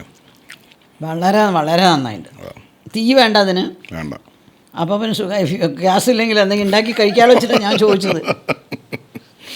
അപ്പോൾ നമ്മൾ കല്യാണം കഴിച്ച് നാരായണൻ ചേട്ടൻ്റെ വീട്ടിലേക്ക് നാരായണനല്ല, നാരായണൻ ഉണ്ണിയാ. ഉണ്ണിയേട്ടൻ. കുട്ടേട്ടൻ. കുട്ടേട്ടൻ്റെ വീട്ടിലേക്ക് ചെല്ലുകയാണ്. എങ്ങനെ ഉണ്ടായിരുന്നു ആ പുതിയ പെണ്ണിൻ്റെ? കാരണം ഒരു അഹങ്കാരിയാണ്, ഒരു ആക്ട്രസ് ആണ്. അതിനേക്കാൾ എന്നെ അഹങ്കാരി ആക്കിയത് എൻ്റെ 3 അമ്മമാരാണ്. ഞാൻ എന്താ പറയേണ്ടത്? നമ്മളെ ഞാനൊരു എന്നും ഒരു കലാകാരി എന്നുള്ള ജീവിച്ചാൽ അതാണ് എൻ്റെ മനസ്സിൽ എന്നും പോയ സ്ഥലം എന്ന് പറഞ്ഞാൽ അത് പായംകുളം എന്ന് പറഞ്ഞ ഗ്രാമമാണ്. ചെറുതുരുത്തി സിനിമാക്കാരുടെ സ്ഥലം, ഷൊർണൂർ. അപ്പോഴും സിനിമയിൽ കയറിയിട്ടില്ല. കല്യാണം കഴിഞ്ഞ കാലത്ത് എവിടെ സിനിമ പോകണം? എൻ്റെ അമ്മേ. അതൊക്കെ ഞാൻ പറഞ്ഞത് 65 കഥയാണ്. കല്യാണം കഴിഞ്ഞ 1965. അന്ന് മലയാള ഇൻഡസ്ട്രിയിൽ ആരാണ് നായകനും? നസീർ സാറൊക്കെ ആണോ അതോ സത്യൻ സാർ? മലയാളം മധു അവരൊക്കെ ഉണ്ടായിരുന്നു. പിന്നെ അന്ന് ചെമ്മീനൊക്കെ ഇറങ്ങിയ കാലം, ജയൻ്റെ കാലഘട്ടം തുടങ്ങിയോ? ജയൻ അവരൊക്കെ ഉണ്ടായിരുന്നു. പക്ഷേ പറഞ്ഞ മാതിരി മലയാള സിനിമയല്ലല്ലോ, അധികം ഹിന്ദി സിനിമയിലെ കണ്ടിരുന്നത്. അന്ന് സിനിമ തിയേറ്റേഴ്സിലൊക്കെ പോകുമായിരുന്നു. പിന്നെ Kozhikode crown theatre, Radha theatre, അതിലൊക്കെ പോവും, ഞങ്ങളെ കൊണ്ടുപോകും. അങ്ങനെ കുട്ടേട്ടൻ്റെ ജീവിതത്തിലേക്ക് കാലുകുത്തുക. ഞാൻ ഭയങ്കര റൊമാൻറ്റിക്കായി. He was also very romantic. അപ്പം അതൊക്കെ ഞങ്ങൾക്ക് ഏത് വർഷമാണ് അത് 65. 1965. ഉണ്ണേട്ടന് 26 വയസ്സായിട്ടുള്ളൂ, എനിക്ക് 19 വയസ്സായിട്ടുള്ളൂ. അപ്പം ആ കാലത്ത് പിന്നെ ഒരു പ്രണയിച്ച് ഇങ്ങനെ നടക്കാനോ യാതൊരു സാധ്യതയില്ലാത്ത ചെറുപ്പക്കാരെ കല്യാണം കഴിപ്പിച്ച പിന്നെ അപ്പോഴല്ലേ അവർക്ക് പ്രണയിക്കാൻ പറ്റുള്ളൂ. പ്രണയം അപ്പോഴല്ലേ ശരിക്കും ഉണ്ടാവുന്നത്. അത്രയ്ക്ക് കണ്ടുപിടിച്ച് ആ പ്രായത്തിൽ അങ്ങോട്ട് കെട്ടിച്ച് വിടാതെ അറിയില്ല നമ്മൾ. അതാണ് ചെയ്തിരുന്നത് പണ്ട്. അതുകൊണ്ടാണ് എനിക്ക് തോന്നുന്നത്. അതുകൊണ്ടാണ് ദോഷവും ഗുണവും ഒക്കെ ഉണ്ടാവും കേട്ടോ അതിന്, ഇല്ലയെന്നേ പറയില്ല. നമ്മുടെ ലക്ക് പോലെ ഇരിക്കും. പിന്നെ ഞാൻ കുറച്ച് റിസപ്റ്റീവാണ് എൻ്റെ സ്വഭാവം. ഞാൻ എല്ലാവരെയും പെട്ടെന്ന് ആക്സെപ്റ്റ് ചെയ്യുന്ന ആളാണ്. ഒരുതരം പൊട്ടത്തി എന്ന് പറയുന്ന എന്നെ പല ഞാനങ്ങനെ പ്രീ ജഡ്ജ്മെൻ്റലല്ല ആരെയും. ആദ്യം ഇപ്പോൾ കണ്ടു നിങ്ങളൊക്കെ ആദ്യം ഇഷ്ടപ്പെട്ടു, സംസാരിച്ചൊക്കെ കഴിഞ്ഞു. എന്തെങ്കിലും ദോഷം ആയിട്ട് അവർ ചെയ്യുമ്പോൾ മാത്രമേ എനിക്ക് റിയലൈസ് ചെയ്യാൻ പറ്റുള്ളൂ, അയ്യോ ഇവർക്ക് ഇങ്ങനെ ഒരു ഭാവം ഉണ്ടോ. പക്ഷേ എൻ്റെ ഭർത്താവ് നേരെ ഓപ്പോസിറ്റ്. അവർക്ക് ഒരാളിങ്ങനെ നോക്കിയാൽ, എൻ്റെ മകനും അങ്ങനെ തന്നെയാണ്. ഇങ്ങനെ നോക്കിയാൽ അറിയാം. ഒരു 5 മിനിറ്റ് സംസാരിക്കേണ്ട, അപ്പോഴേക്കും അറിയാം എന്നാൾ അത്ര എടുക്കണ്ട കേട്ടോ എന്ന് പറയും എന്നോട്. അതിനെനിക്ക് കഴിവ് എനിക്കില്ല. അതെനിക്ക് അങ്ങനത്തെ കഴിവ് വേണമെന്ന് മോഹമില്ല. എന്നെ ഇപ്പോൾ പറ്റിച്ച് പോകുന്നവർ പൊക്കോട്ടെ വെച്ചിട്ട് ഞാൻ മിണ്ടാണ്ടിരിക്കും, എനിക്ക് പറ്റില്ല. പക്ഷേ അത് വെച്ചിട്ട് മനുഷ്യനെ സ്നേഹിക്കാതിരിക്കാൻ എനിക്കറിയില്ല. അത് ആക്സെപ്റ്റ് ചെയ്യും. അപ്പോൾ അതാണ് ഞാൻ കല്യാണത്തിൻ്റെ സമയത്തും ഇപ്പോൾ കല്യാണമൊക്കെ നിശ്ചയിച്ചു, ആൾ നല്ലൊരു യോഗ്യനൊക്കെയാണ്. അപ്പോൾ നമ്മുടെ ഒരേ ഇതാണ്, ലൈക്ക് മൈൻഡഡ് ആയിരുന്നു. പ്രസലായിട്ട് പാടും, പിന്നെ ഡാൻസ്, പാട്ട്. പിന്നെ എന്താ വെച്ചാൽ പെണ്ണ് കാണാൻ വരുന്ന ചടങ്ങൊക്കെ ഉണ്ടാക്കാറുണ്ട്. അപ്പോൾ കോളേജ് കഴിഞ്ഞിട്ട് ചായയൊക്കെ കൊണ്ടുപോയി.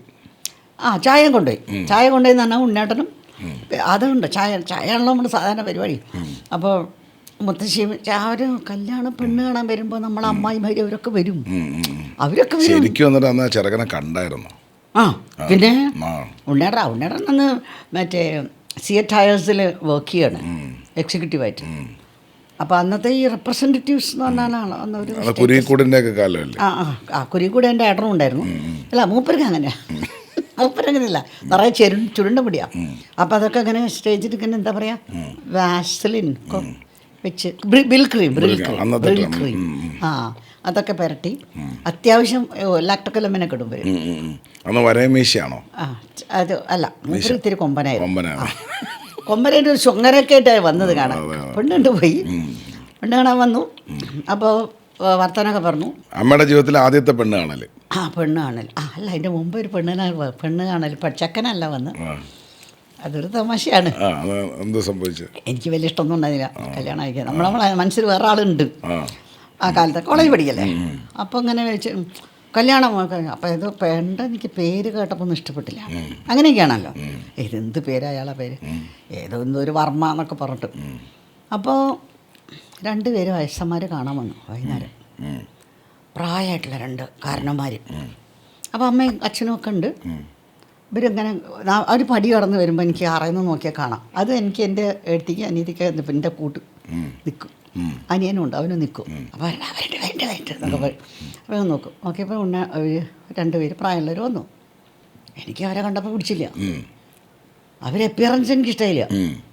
അവർ മുണ്ടുമൊക്കെ കൊടുത്തിട്ട് ഇങ്ങനെ മറ്റേ ഒരു ഷർട്ടില്ലേ, ജുബമാരി ഷർട്ട്, ഇവിടെ പ്ലീറ്റ് വെച്ചിട്ട് ഇവിടെ അങ്ങനെ തുറന്നിട്ട് ഒരു സ്റ്റൈൽ, അങ്ങനത്തെ ഒരു സ്റ്റൈലുണ്ട് പണ്ട് കാരണന്മാർ കിട്ടുന്ന ഷർട്ട്.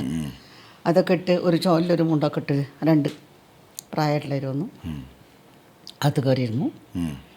അപ്പം അന്ന് ഞാൻ കോളേജ് പഠിക്കുക. അന്ന് എൻ്റെ ഇപ്പം ഞാൻ വന്ന ഫ്രണ്ട്, ഇപ്പം ഞാൻ വന്നില്ലേ പറഞ്ഞാളിന്, ആ ഫ്രണ്ട് ഉണ്ട് ആ കോളേജ് എൻ്റെ കൂടെ. അവളാണത് കോളേജ് കൊണ്ട് ലീക്കാക്കി. അപ്പോൾ പെണ്ണ് കാണാൻ വന്ന്. അപ്പം ഞാൻ എന്ത് ചെയ്തെന്ന് വെച്ചാൽ എന്തൊക്കെയൊന്ന് ഒപ്പിക്കണമല്ലോ ഇവർ ഒഴിവാക്കാൻ. അമ്മയ്ക്കും അച്ഛനും അറിയാനും പാടില്ല, ജാതകമാണല്ലോ പ്രശ്നം, ജാതകം ഒത്തിരില്ലല്ലേ. അപ്പോൾ അവർക്കും താല്പര്യം ഉണ്ടല്ലോ, ആരാ നോക്കട്ടെ. എനിക്കിവിടെ യാതൊരു താല്പര്യമില്ല. ഞാൻ എന്തെങ്കിലും ട്രിക്ക് വെച്ച് ഒഴിവാക്കണം. അപ്പോൾ അവർ കുട്ടിയെ വിളിക്കൂ, കണ്ടിട്ടേ ഇല്ല, ചെക്കനില്ലേ അവിടെ, കണ്ടിട്ട് പേര് പിടിച്ചില്ല. അവർ രണ്ടാളും വന്ന് എനിക്ക് അവരെ കാരണമാൻ ഇഷ്ടമായില്ല. പിന്നെ ചെറുക്കൻ്റെ പേരും പിടിച്ചിട്ടില്ല, പേർക്ക് ഇഷ്ടപ്പെടില്ല. അങ്ങനെ ഓവർ ഹിയർ ചെയ്ത പേരാ. അപ്പം അങ്ങനെ രണ്ടാൾ കയറി വരുന്നു, കണ്ടു. അവർ മറത്തിരിക്കേണ്ട ചായ ഒന്നും കൊടുക്കാൻ പറഞ്ഞില്ല അമ്മ, ഒന്നും പറഞ്ഞില്ല. അപ്പോൾ ഞാൻ ഇവിടെ വന്ന് കുട്ടിയെ വിളിക്കൂ. കുട്ടി വന്നു. അങ്ങനെ നോക്കിയാൽ അമ്മയില്ല. അമ്മ കുട്ടി സാരിയൊക്കെ കൊടുത്ത് അമ്മ പറഞ്ഞിട്ടുണ്ട്, ഈ സാരി കൊടുത്തോളൂ, എനിക്ക് നല്ലൊരു സാരിയൊക്കെ ഒന്നുമില്ല, ബനാറസിൻ്റെ ഒരു കോട്ടൺ സാരി, അതിപ്പോഴും കാണാല്ലേ. ഞാൻ വന്നത് എനിക്കിപ്പോഴും മിസ് ചെയ്യണ സാരി അത്. ഞാനങ്ങനെ വന്നപ്പോൾ കോളേജിൽ നിന്ന് വന്ന ദിവസമാണ് വെള്ളിയാഴ്ച. ഞാൻ അതിൻ്റെ മുമ്പിലേക്ക് എത്താറുമ്പോൾ ഞാൻ മെല്ലെ ഒന്നിങ്ങനെ ഒരു ചട്ടിക്കാല് മാരി അങ്ങനെ നടന്നു, കാലൊന്നിങ്ങനെ ആക്കി അറിയാത്ത മാതിരി ഒന്ന് നോണ്ടി. ഞാനൊന്ന് 2-3 അറയുടെ വാതിൽ നിന്ന് അവരിയ്ക്കുന്ന സോഫയുടെ അടുത്തേക്ക് ഇത്ര ദൂരം നമ്മളെ വീട്ടുകാർ കാണാൻ പാടില്ല. അപ്പം അമ്മ അങ്ങോട്ട് നീങ്ങി മനസ്സിലായി, എന്നെ വിളിക്കണു എന്ന് വാ എന്ന് പറഞ്ഞു. അപ്പം അച്ഛൻ മറത്തുനിന്ന് ഇങ്ങോട്ട് വരുന്നേ ഉള്ളൂ. ആ ഇടയിൽ നമുക്ക് ടൈമിംഗ് ഉണ്ട്, ടൈമിങ്ങാണ്. അപ്പം ഞാൻ അങ്ങനെ അറിയാത്ത മാതിരി ഇങ്ങനെ വന്നു. നമ്മൾ നമസ്തേ പറയലൊന്നുമില്ല കേട്ടോ, ഒന്നുമില്ല. നമ്മളെ വിളിച്ചാൽ നമ്മൾ വരുന്നു. അപ്പോൾ വരുമ്പോൾ ഞാനൊന്ന് നൊണ്ടി വന്നിങ്ങനെ അറിയാത്ത മാതിരി ഇങ്ങനെ കട്ടിലവിടെ ചാരി നിന്നു. ഇത് ഇരിക്കാനും വയ്യ, ചാരി നിന്നു. അപ്പോൾ അവർ തമ്മിൽ നോക്കി. അപ്പോഴേക്ക് മനസ്സിലായി, എൻ്റെ നമ്പർ കറക്റ്റായി. അവർ തമ്മിൽ നോക്കി, കുട്ടിക്ക് ചട്ടിക്കാല. അപ്പോൾ അവർ ഞങ്ങൾ പിന്നെ അങ്ങനെയൊക്കെ പോയി. അപ്പോൾ അമ്മയ്ക്ക് സംശയം, ഞാൻ പറയാത്ത മാതിരി അവർക്ക് ചിരി വരണ്ട. ഒരു പോയി കഴിയും, അമ്മ എന്താ നമുക്ക് തഞ്ചക്കട് വെച്ചെന്നോട്. ഒന്നുമില്ല. പിറ്റേ ദിവസം കോളേജ് ചെന്നപ്പോൾ എൻ്റെ ഫ്രണ്ട് പറയാം ക്ലാസ്സിൽ, എടോ തന്നെ ഇന്നലെ ആരെയും പെണ്ണ് കാണാൻ വന്നോ?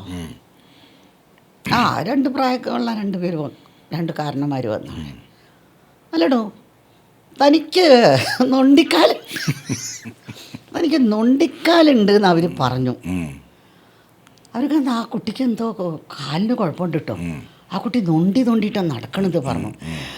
ഇവിടെ സുമതി. അപ്പം ഞാൻ പറഞ്ഞു, അപ്പോൾ അതിട്ടോ ഞാൻ പറഞ്ഞു ഒന്നുമില്ലട്ടോ, അവള് ഭയങ്കര ഡാൻസ് കരിയ. അതൊന്നുമില്ലട്ടോ, അയ്യോ ഞങ്ങൾ വേണ്ടാന്ന് വെച്ചു പറഞ്ഞവർ. അപ്പോൾ അത് അമ്മ അറിഞ്ഞിട്ടില്ല. അമ്മ മരിക്കണ വരെ ഞാൻ പറഞ്ഞിട്ടില്ല ഞാൻ അങ്ങനെ നൊണ്ടിയാണെന്നുള്ളത്. ഇവർക്കൊക്കെ മനസ്സിലായി, എഴുതിക്കൊക്കെ അറിയാം. പിന്നെ ഉണ്ണേട്ടൻ വന്നപ്പോൾ എൻ്റെ അമ്മാമ്മൻ വീട്ടിൽ കൊണ്ടുവന്നു ഉണ്ണേണ്ട. ആദ്യം ഇങ്ങനെ കണ്ടതാണ് ഞങ്ങൾ. അപ്പോൾ ഞങ്ങളൊന്നും വലിയ താല്പര്യമൊന്നും കാണിച്ചില്ല. അപ്പോൾ അമ്മയും അത്ര താല്പര്യമൊന്നും കാണിച്ചിട്ടില്ലായിരുന്നു. എന്ത് വന്നു നടന്നു. ഒരു മകനേ ഉള്ളൂ. ഒരേതാണ് എന്താ പറയുക, സ്ഥാനി നായരാണ്. ഇങ്ങനെയൊക്കെ ഉണ്ടല്ലോ നോട്ടം. കോളേജിൽ വേണം കാറ്റ് പോയൊന്നല്ല അത്. അമ്മ തേച്ചില്ല. അമ്മ എന്നോട് പറഞ്ഞു, നിനക്ക് ആരെയും കല്യാണം കഴിക്കാൻ ഇഷ്ടമുണ്ടെങ്കിൽ നിനക്ക് ആരെങ്കിലും ഉണ്ടെങ്കിൽ നീ പറ. ഒരാൾ അന്നത്തെ കാലത്ത് ഓരോ അമ്മമാരും ഒരു കുട്ടികളോടും പറയാറില്ല. നിനക്ക് എന്തെങ്കിലും എനി ഇൻട്രസ്റ്റ് യു ഹാവ്, എന്തെങ്കിലും ഉണ്ടെങ്കിൽ നീ എന്നോട് പറ, നോ പ്രോബ്ലം. കാരണം നിൻ്റെ ഡിസിഷൻ ശരിയാവും. പക്ഷെ അന്നൊക്കെ വയസ്സ് വ്യത്യാസം വലിയ പ്രശ്നമാണ്. പ്രേമം എന്നൊക്കെ പറഞ്ഞു കഴിഞ്ഞാൽ 20 വയസ്സ് പ്രേമിക്കുന്ന പെണ്ണിന് 20 വയസ്സ് കൂടി കഴിഞ്ഞിട്ടുള്ള ചെക്കനല്ല അവിടെ ഉണ്ടാവുള്ളൂ. ഒന്നും ആലോചിക്കാൻ പറ്റുമോ? ചെറിയൊരു വ്യത്യാസം, ഒരു വയസ്സൊക്കെ മിനിമം 5 വയസ്സ് 6 വയസ്സ് വ്യത്യാസം വേണം. അതൊരു വലിയ ടാബു ആയിരുന്നു ആ കാലത്ത്. കോമൺ ഇതിൽ ഞാൻ പറയുകയാണെ, ജനറലായിട്ട്. അല്ലാതെ കേസസ് ഒക്കെ ഇഷ്ടം പോലെ ഉണ്ടാവും. എനിക്കറിവില്ല. അതൊരു ചെറിയ വ്യത്യാസമുണ്ട്, അതൊരു പ്രശ്നം ഉണ്ടായിരുന്നു. പിന്നെ ഇവർക്ക് അന്ന് വീട്ടിൽ 8 ചൊവ്വ 8 ചൊവ്വയല്ലേ. അപ്പോൾ ഇവർക്ക് നീട്ടാൻ പറ്റില്ല. അവർ പറഞ്ഞു ഇന്ന് ഇനി 19 വയസ്സിലെ കല്യാണം കഴിഞ്ഞിട്ടില്ലെങ്കിൽ 36 വയസ്സാവും. എന്നിട്ട് അമ്മ പറഞ്ഞോ? ഞാൻ അമ്മയോട് പറഞ്ഞു, എൻ്റെ അമ്മയ്ക്ക് അറിയാം. ഞാൻ അമ്മയോട് പറഞ്ഞു ഇങ്ങനെയൊക്കെ ഉണ്ട്, കോളേജിലത്തെ ഇങ്ങനത്തെ ഒരു കാര്യമൊക്കെ പറഞ്ഞു. അപ്പം പറഞ്ഞു അവർക്ക് എന്താ നമ്മളറിയണ ഫാമിലിയാണ്, തമ്മിലൊക്കെ അറിയാം. അപ്പോൾ അവരിങ്ങോട്ട് ഒന്ന് ചോദിച്ചാട്ടോ, അവരിങ്ങോട്ട് ഒന്ന് വരട്ടെ. അവരിങ്ങോട്ട് വരാൻ തരത്തോളം ഞങ്ങൾ ഞങ്ങളുടെ പെൺകുട്ടിയുടെ കാര്യം അങ്ങോട്ട് പറയില്ല. അങ്ങനെയുണ്ട്, പെൺകുട്ടി അങ്ങോട്ട് ചോദിക്കാൻ പാടില്ല. മനസ്സിലായി. ആൺകുട്ടികളുടെ വീട്ടുകാർ ചോദിച്ചു വരണം. പ്രേമം പൊളിഞ്ഞു. അപ്പോൾ പിന്നെ ഇത് പറഞ്ഞ് മനസ്സിലാക്കി ഇങ്ങനെയൊക്കെയാണ്. പിന്നെ താഴെ കുട്ടികളെ കല്യാണം നടക്കാണ്ട്, താഴെയുള്ള കുട്ടികളൊക്കെ പഠിക്കണു. അതൊക്കെ വലിയ കൺസേണാണ്. അന്ന് നിന്ന് പോകുന്നാണ് പറയാം. കല്യാണം കഴിക്കാഞ്ഞാൽ ആ പെൺകുട്ടി വീട്ടിൽ നിന്ന് പോയി എന്നാണ്. അത് വലിയ മനക്കേടാ. അത് താഴെയുള്ള കുട്ടികളൊക്കെ എഫക്റ്റ് ചെയ്യും. പിന്നെ കല്യാണം കഴിച്ച ആൾ ഒരു ഭയങ്കര ഒരു ഫാമിലിയാണ്. അച്ഛനും അമ്മയും ഒരു മകൻ. അമ്മമ്മയ്ക്ക് വേറെ മക്കളില്ല, മക്കളില്ല. വല്യമ്മയ്ക്കും മക്കളില്ല. അപ്പം എനിക്ക് 3 അമ്മമാർ എന്നെ നോക്കും. അത് പിന്നെ ഒരു സ്വർഗ്ഗലോകമായിരുന്നു. എനിക്കാണെങ്കിൽ ആ നാട്ടും പുറം അത്രയ്ക്ക് ഇഷ്ടമായിരുന്നു. I mean love with that place. നല്ലൊരു ഭാഗ്യമില്ല, കുറേ കരിമ്പന അതൊക്കെ ഉള്ള വലിയ തോട്ടം തൊടിയും. അത് എനിക്കാണെങ്കിൽ ഞാൻ ഈ മരം ചുറ്റി പ്രേമത്തിൻ്റെ ആളല്ലേ, ഓടിക്കളിക്കുന്ന എൻ്റെ ഇടയിൽ കൂടി. റേഡിയോ പാട്ട് വെച്ചാൽ ഞാൻ ഉണ്ണേട്ടനെ വിളിച്ചിട്ട് ഞാൻ കുന്നിൻ്റെ മുകളിൽ കയറും. അവിടെ നിന്ന് വൈകുന്നേരം 5 മണിക്ക് പാട്ട് കേൾക്കും ട്രാൻസിസ്റ്ററിൽ. ഈ വാസ് ഓൾസോ യങ്, 25 വയസ്സ് 26 വയസ്സല്ലോ. അപ്പം എൻ്റെ കളിക്കൊക്കെ നിൽക്കും. അപ്പം ഞങ്ങളുണ്ടാവും കുന്നിൻ്റെ മുകളിലൊക്കെ കയറിയിട്ട് പാട്ടൊക്കെ വെച്ച് ഞാൻ ഡാൻസ് കളിക്കും. ഉണ്ണേണ്ട അമ്മയും വലിയ. പിന്നെ കല്യാണം കഴിഞ്ഞ് ഇറങ്ങിയപ്പോൾ എൻ്റെ അമ്മ ഒരു വാക്ക് എന്നോട് പറഞ്ഞു, കുട്ടന് 3 അമ്മമാരാണ്, അമ്മ, അമ്മമ്മ, വല്യമ്മ. വല്യമ്മയ്ക്ക് വേറെ മക്കളൊന്നുമില്ല. അമ്മയുടെ ചേച്ചി. നീ കാരണം അവരുടെ കണ്ണിൽ വെള്ളം വരരുത്.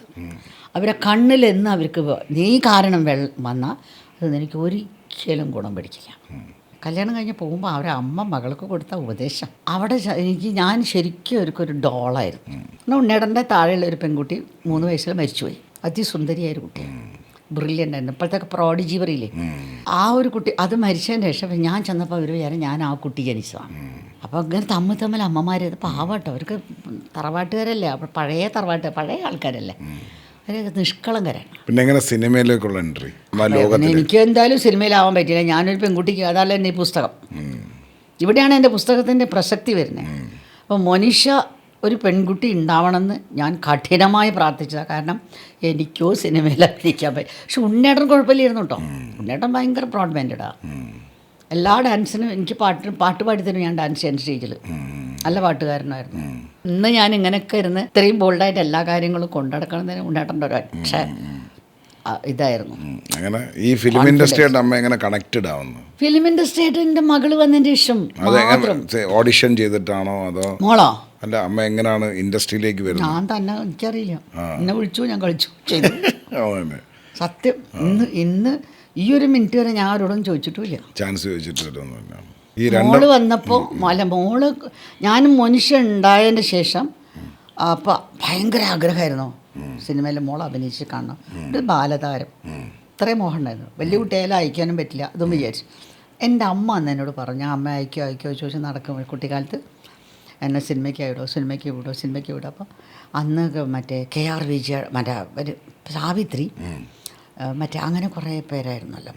ലളിത, പത്മിനി, രാഗിണി, വൈജയന്തിമാല, സാവിത്രി, ഇവരുടെയൊക്കെ അല്ലേ അധികം കാണുക. അപ്പോൾ ഞാൻ അങ്ങനെ ആലോചിച്ചപ്പോൾ അപ്പം അന്ന് അമ്മ എന്നൊരു വാക്ക് പറഞ്ഞു, അതെ, നിൻ്റെ കല്യാണം കഴിഞ്ഞിട്ടെ നിനക്കൊരു പെൺകുട്ടി ഉണ്ടായിട്ട് ആ കുട്ടീനെ നീ സിനിമയിലേക്ക് പറഞ്ഞേക്കോ എന്ന് ഞാനൊന്ന് കാണട്ടെ, അന്ന് നീ പറയും ഞാൻ എന്താ നിന്നെ അയക്കാഞ്ഞത്. ഇതിൻ്റെ മനസ്സിൽ കിടക്കുന്നുണ്ട്. മോള് ജനിച്ചപ്പോഴും ഇതൊക്കെ ഞാൻ ശരിക്കും മോനിഷ 14 വയസ്സിൽ സിനിമയിൽ അഭിനയിക്കാൻ എല്ലാവരും എൻ്റെ വീട്ടിലൊരു പ്രസൻറ്റ് ചെയ്യണത്. ആര് പ്രസൻറ്റ് ചെയ്യും? ഉണ്ണേട്ടൻ പറഞ്ഞു കുഴപ്പമില്ല, MT വിളിച്ചു, വാസട്ടൻ വിളിച്ചു, എല്ലാം അഗ്രി ചെയ്തു, മോള് ചെയ്യണോ. ഇതിപ്പോൾ എൻ്റെ വീട്ടിൽ പറയണം, സിനിമയിലേക്ക് മോളെ അയക്കുന്നുണ്ട്, മോള് കയറുന്നുണ്ടെന്ന് ഞാൻ പറയണം എൻ്റെ വീട്ടിൽ ചെന്നിട്ട്. ബാംഗ്ലൂരിൽ നിന്ന് പോയി ബാംഗ്ലൂർ ചെന്ന് അപ്പോൾ ഉണ്ണേട്ടൻ പറഞ്ഞു ഞാൻ വരില്ല ബേബി എന്നെ പറഞ്ഞോളൂ. കാരണം 4 ബ്രദേഴ്സ്, പിന്നെ അച്ഛൻ, അമ്മ, പിന്നെ അവർ ബന്ധുക്കൾ എല്ലാവരും ഇരിക്കുമ്പോൾ ഞാൻ പോയി പറയണം മോളെ സിനിമയിലേക്ക് ഇങ്ങനെ MT പറഞ്ഞതാണ്, വാസട്ടൻ പറഞ്ഞതാണ്, അരികാരനൊക്കെ സിനിമ എടുക്കേണ്ട, അതിലേക്ക് മോളെ ഒന്ന് അഭിനയിക്കുകയോ ചോദിച്ചിട്ടുണ്ട്. അതുകൊണ്ട് ഞാൻ പോയി. അപ്പോൾ എല്ലാവരും വന്ന് നിൽക്കുക. വൈകുന്നേരം സഭ. ഞാൻ ചെന്നു രാവിലെ. SKS ബസ്സിന് ഞാൻ പോയി. ബാംഗ്ലൂർ SKS അന്ന് ബസ്സുള്ളത്. രാവിലെ പോയി. അപ്പോൾ ഇങ്ങനെ പറഞ്ഞു, ഇങ്ങനെ എനിക്കൊരു കാര്യം പറയാനുണ്ട്. അമ്മയുണ്ട്. അയ്യോ, അമ്മ എല്ലാവരും ഇങ്ങനെ വന്നിരുന്ന. ഞാൻ പോയി പറഞ്ഞു, ഇങ്ങനെ എന്താ എല്ലാവരെയും കൂടി നീ വിളിച്ചു കൂട്ടിയത്? പേടിയായി എല്ലാവർക്കും. ഞാനെന്താ ഈ പറയാൻ പോണത്? അതിൻ്റെ മുമ്പ് ഒരു കാര്യം അമ്മ പറഞ്ഞിട്ടുണ്ട്. നിനക്ക് കുറച്ച് പിടിവാശിയൊക്കെ ഉണ്ട്. നീ എന്തെങ്കിലും കാരണത്താൽ കുട്ടനോട് തമ്മിൽ തെറ്റിയിട്ട് ഇങ്ങോട്ട് വന്നാൽ ഈ പടിയിൽ ഇങ്ങോട്ട് അകത്തേക്ക് കിടക്കണ്ട, അവിടെ നിന്നാൽ മതി. പട്ടി ഞാൻ അടയ്ക്കും. നിന്നെ ഇങ്ങോട്ട് കുട്ടനില്ലാണ്ട നിനക്ക് ഇവിടെ സ്ഥാനമില്ലാന്ന്. ഒറ്റയ്ക്ക് കയറി വന്നാൽ അവിടെ തന്നെ നിൽക്കുന്നുണ്ടാവുള്ളൂ. അപ്പോൾ അത് ഇനി അങ്ങനെ വല്ല പ്രശ്നമാണോ എന്നൊക്കെ വെച്ചിട്ട് ഞാൻ അങ്ങനെ അപ്പം ഏട്ടനും വലിയേട്ടനൊക്കെ നിൽക്കുന്നുണ്ട്. അപ്പം അതെല്ലാം ഇങ്ങനെ സിനിമയിലേക്ക് മോളെ ഇങ്ങനെ വിളിച്ചിട്ടുണ്ട്. അപ്പം അടുത്ത ഉടനെ അമ്മ ചോദിച്ചു, കുട്ടനെന്താ പറഞ്ഞത്? അമ്മനെ കുട്ടനാ പറഞ്ഞത് എന്നോട് പോയി പറയാൻ. കുട്ടന് വരാൻ നേരമില്ല, ജോലിയല്ലേ. അപ്പം എൻ്റെ അമ്മ പറഞ്ഞില്ല, കുട്ടൻ നിശ്ചയിച്ചാലും അത് കറക്റ്റാവും. കുട്ടൻ്റെ ഇഷ്ടത്തിന് അതാക്കും. കുട്ടൻ്റെ മകളാ. സ്വന്തം മകളെ എന്ത് ചെയ്യിക്കണമെന്ന് അച്ഛനാണ് അതിന് അധികാരി, മറ്റുള്ളവരാരുമല്ല. ഒറ്റ ഒരു വീറ്റോ പവറാണ് നമ്മുടെ അടുത്ത്. അപ്പോൾ അത്രയേ ഉള്ളൂ വെച്ചാൽ സമാധാനമായി എല്ലാവർക്കും. ഞാൻ പെട്ട പാടതൊന്നും പറയാൻ പേടിച്ചിട്ടേ അങ്ങനെയാണ് മോളെ അഭിനയിപ്പിച്ചത്. അപ്പോൾ ഈ മോളെ അഭിനയിപ്പിക്കുമ്പോൾ എനിക്ക് വലിയ സന്തോഷമായി. ഞാൻ ചെയ്യേണ്ടതൊക്കെ അവൾ ചെയ്യുമല്ലോ, സിനിമയല്ലേ. അങ്ങനെയാണ് ഞാൻ വെറുതെ. അപ്പോൾ എനിക്ക് ഈ പ്രാന്ത് ഉണ്ട് എന്നൊക്കെ ഇവർക്കൊക്കെ മനസ്സിലാക്കണം. ഹരിഹരനും പിന്നെ മോളി അമ്മ പറഞ്ഞെല്ലാം കേൾക്കൂ. അതോ മോളും വാശിക്കാരിയാണോ? അല്ല, അവൾ നല്ല വാശിക്കാരിയാണ്. അവൾ വളരെ ഇൻഡിവിജ്വാലിറ്റി ഇല്ല. പക്ഷെ ആദ്യം എന്നൊക്കെ പറഞ്ഞാലും വരെ ഞാൻ മോളെ നമ്മുടെ കുട്ടിയല്ലേ എന്ന് പറഞ്ഞാൽ പാലിക്കും. പിന്നെ എന്നോട് ഭയങ്കര അലിവായിരുന്നു. അമ്മ ഡാൻസ് ഒക്കെ പഠിപ്പിക്കുമോ? മീൻസ് അമ്മയാണോ? ഞാൻ പഠിപ്പിച്ചപ്പോഴും അടിയിൽ കലാശിക്കും. കാരണം അവൾക്ക് മോഹിനിയാട്ടം ഇഷ്ടമല്ല. അവൾക്ക് ഭരതനാട്യം ഇതൊക്കെ ഫാസ്റ്റ് മൂവ്മെൻറ്റ്സ് ഇഷ്ടം. ഒരു അമ്മയ്ക്ക് ക്ഷമയും അമ്മയ്ക്ക് മയ്യാകും. എന്നെ കൊണ്ട് കഴിയും അങ്ങനെ മെല്ലെ ഒന്നും ചെയ്യാം. എനിക്ക് കഥക്കും ഭരതനാട്യം അങ്ങനെയാണ് മോഹിനിഷ ഇഷ്ടം. എന്നാലും കളിച്ചിട്ടുണ്ട് എൻ്റെ കൂടെ കേട്ടോ. കച്ചേരി ഒന്നിച്ച് രണ്ടുപേരും കൂടി കുറേ സ്റ്റേജിലൊക്കെ. അതെ. അപ്പോൾ അങ്ങനെ അതെ, അത് ലാസ്റ്റ് അങ്ങനെ ചെയ്തത്. അപ്പോൾ അങ്ങനെയാണ് പിന്നെ ഞാൻ സിനിമയിലേക്ക് വരുന്നത് അവിടെയാണ്. മോൻ ഈ പറഞ്ഞ കലാപരമായി അവനൊരു വലിയ ബിസിനസ്സുകാരനാണ്. കുട്ടിയാകുമ്പോൾ തന്നെ അങ്ങനെ ഒരു കുറച്ച് ഗൗരവക്കാരനാണ് എല്ലാ കാര്യത്തിലും. പേരെന്തോ മോൻ്റെ? സജിത്ത് ഉണ്ണി. സജിത്ത് അതവരുടെ ഒരു കാൾസൺ ലെതേഴ്സൊക്കെയാണ് ആളുടെ. ആൾ ഇപ്പോഴും അമ്മ ഈ മോഹിനിയാട്ടമായിട്ട് കണ്ടിന്യൂ ചെയ്ത് പിന്നെ സ്റ്റേജ് ചെയ്തിട്ടുണ്ടോ? കല്യാണത്തിന് ശേഷം ഞാൻ എപ്പോഴും സ്റ്റേജ് ചെയ്തുകൊണ്ടിരിക്കുകയാണ്. കല്യാണത്തിന് ശേഷം ഉണ്ണിയാട്ടം പാടിയിട്ട് ഞാൻ എത്ര ചെയ്തു, കുറേ സ്റ്റേജ്. കല്യാണത്തിന് ശേഷം എല്ലാ സ്റ്റേജും ഞാനുണ്ട്. ഇപ്പം സ്കൂൾ സ്റ്റാർട്ട് ചെയ്യല്ലേ? മനുഷ ആർട്സ് എന്ന് പറഞ്ഞിട്ട് ഞാനൊരു 10-32 കൊല്ലം മോള് പോയതിൻ്റെ ശേഷം ഒരു ചാരിറ്റബിൾ ഇൻസ്റ്റിറ്റ്യൂഷൻ മാതിരിയാണ് മനുഷ ആർട്സ്. കുറേ ചെയ്തു, ഒരുപാട് ചെയ്തു. ഈ 32 കൊല്ലം കണ്ടിന്യൂസ് ആയിട്ട് സ്റ്റുഡൻസിനെ പഠിപ്പിക്കുകയായിരുന്നു. ബാംഗ്ലൂരിലാട്ടോ. അമ്മ ഈ പറഞ്ഞില്ലേ ഈ ഭാവങ്ങളെ പറ്റി പറഞ്ഞില്ലേ, അതെ, അമ്മയ്ക്ക് എനിക്കൊന്ന് കാണിച്ചു തരാൻ പറ്റും? നവരസങ്ങൾ ചെയ്യാം. അപ്പോൾ തുടക്കം തന്നെ ആദ്യം ശൃംഗാരം.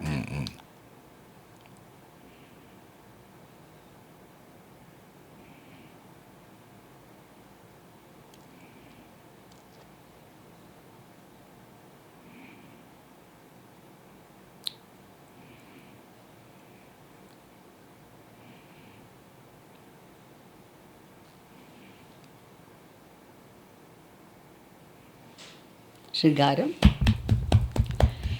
വീരം, വാലോർ, കോൺഫിഡൻസ്, കരുണ,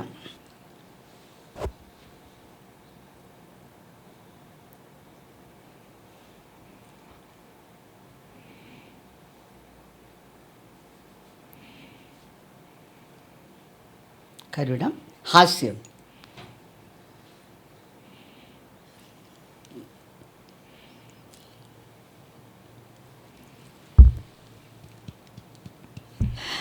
അത്ഭുതം,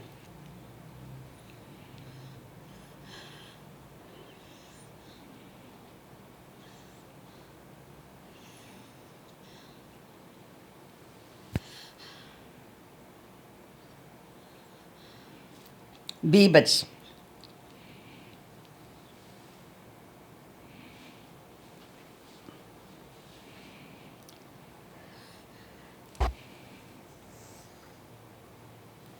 ഭയം,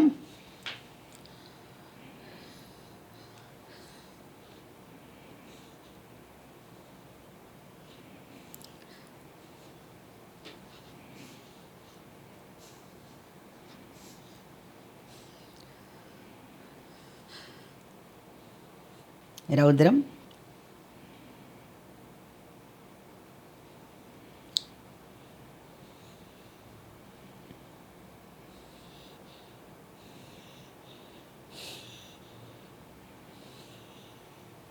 ശാന്തം. ശാന്തം ഈസ് നോട്ട് ആക്ച്വലി രസം, it is A status actually. പിന്നെ അതിനെന്തിനാ നവരസം എന്ന് പറയുന്നത്? ശാന്തം എങ്ങനെ ഒരു രസമാവുക?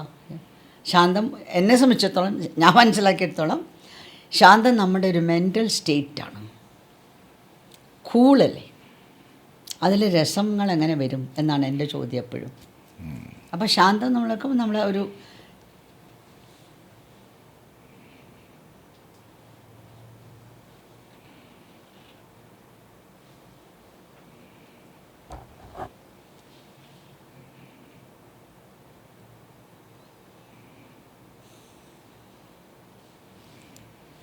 ഇതും ഈ മോഹിനിയാട്ടവും ഈ പറയുന്ന കഥകളിയുമായിട്ട് കണക്ട് ചെയ്യാൻ പറ്റുമോ? കഥകളിയിലത്തെ ഒരുപാട് എക്സാജറേറ്റഡ് ഇതുണ്ടല്ലോ, എക്സ്പ്രഷൻസ്.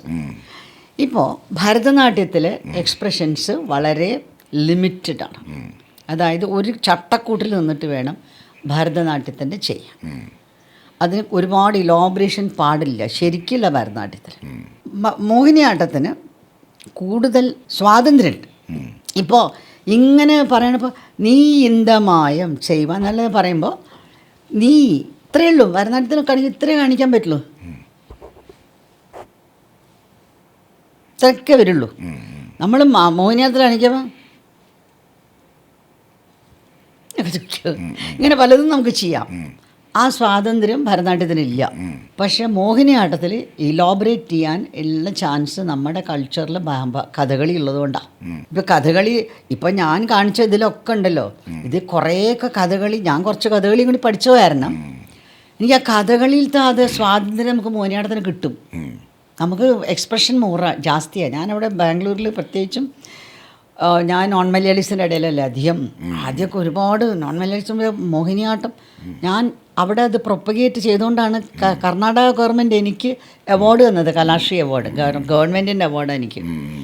അതെന്താ വെച്ചാൽ മോഹിനിയാട്ടത്തിന് കർണാടകത്തിൽ ഞാൻ പ്രചരിപ്പിച്ചതാണ്.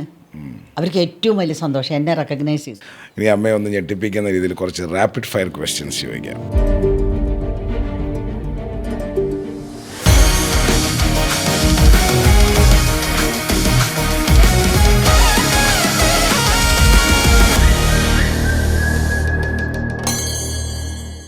Childhood in one word. Sundaram. The first moment you felt that I am an artist.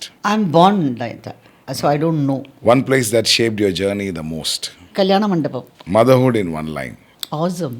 Stage or home? With my son presence. So home you can say. Yeah. Okay. One habit from your childhood you still carry. Confidence. A dream that you are still chasing. Now the dream is to get a very happy ending.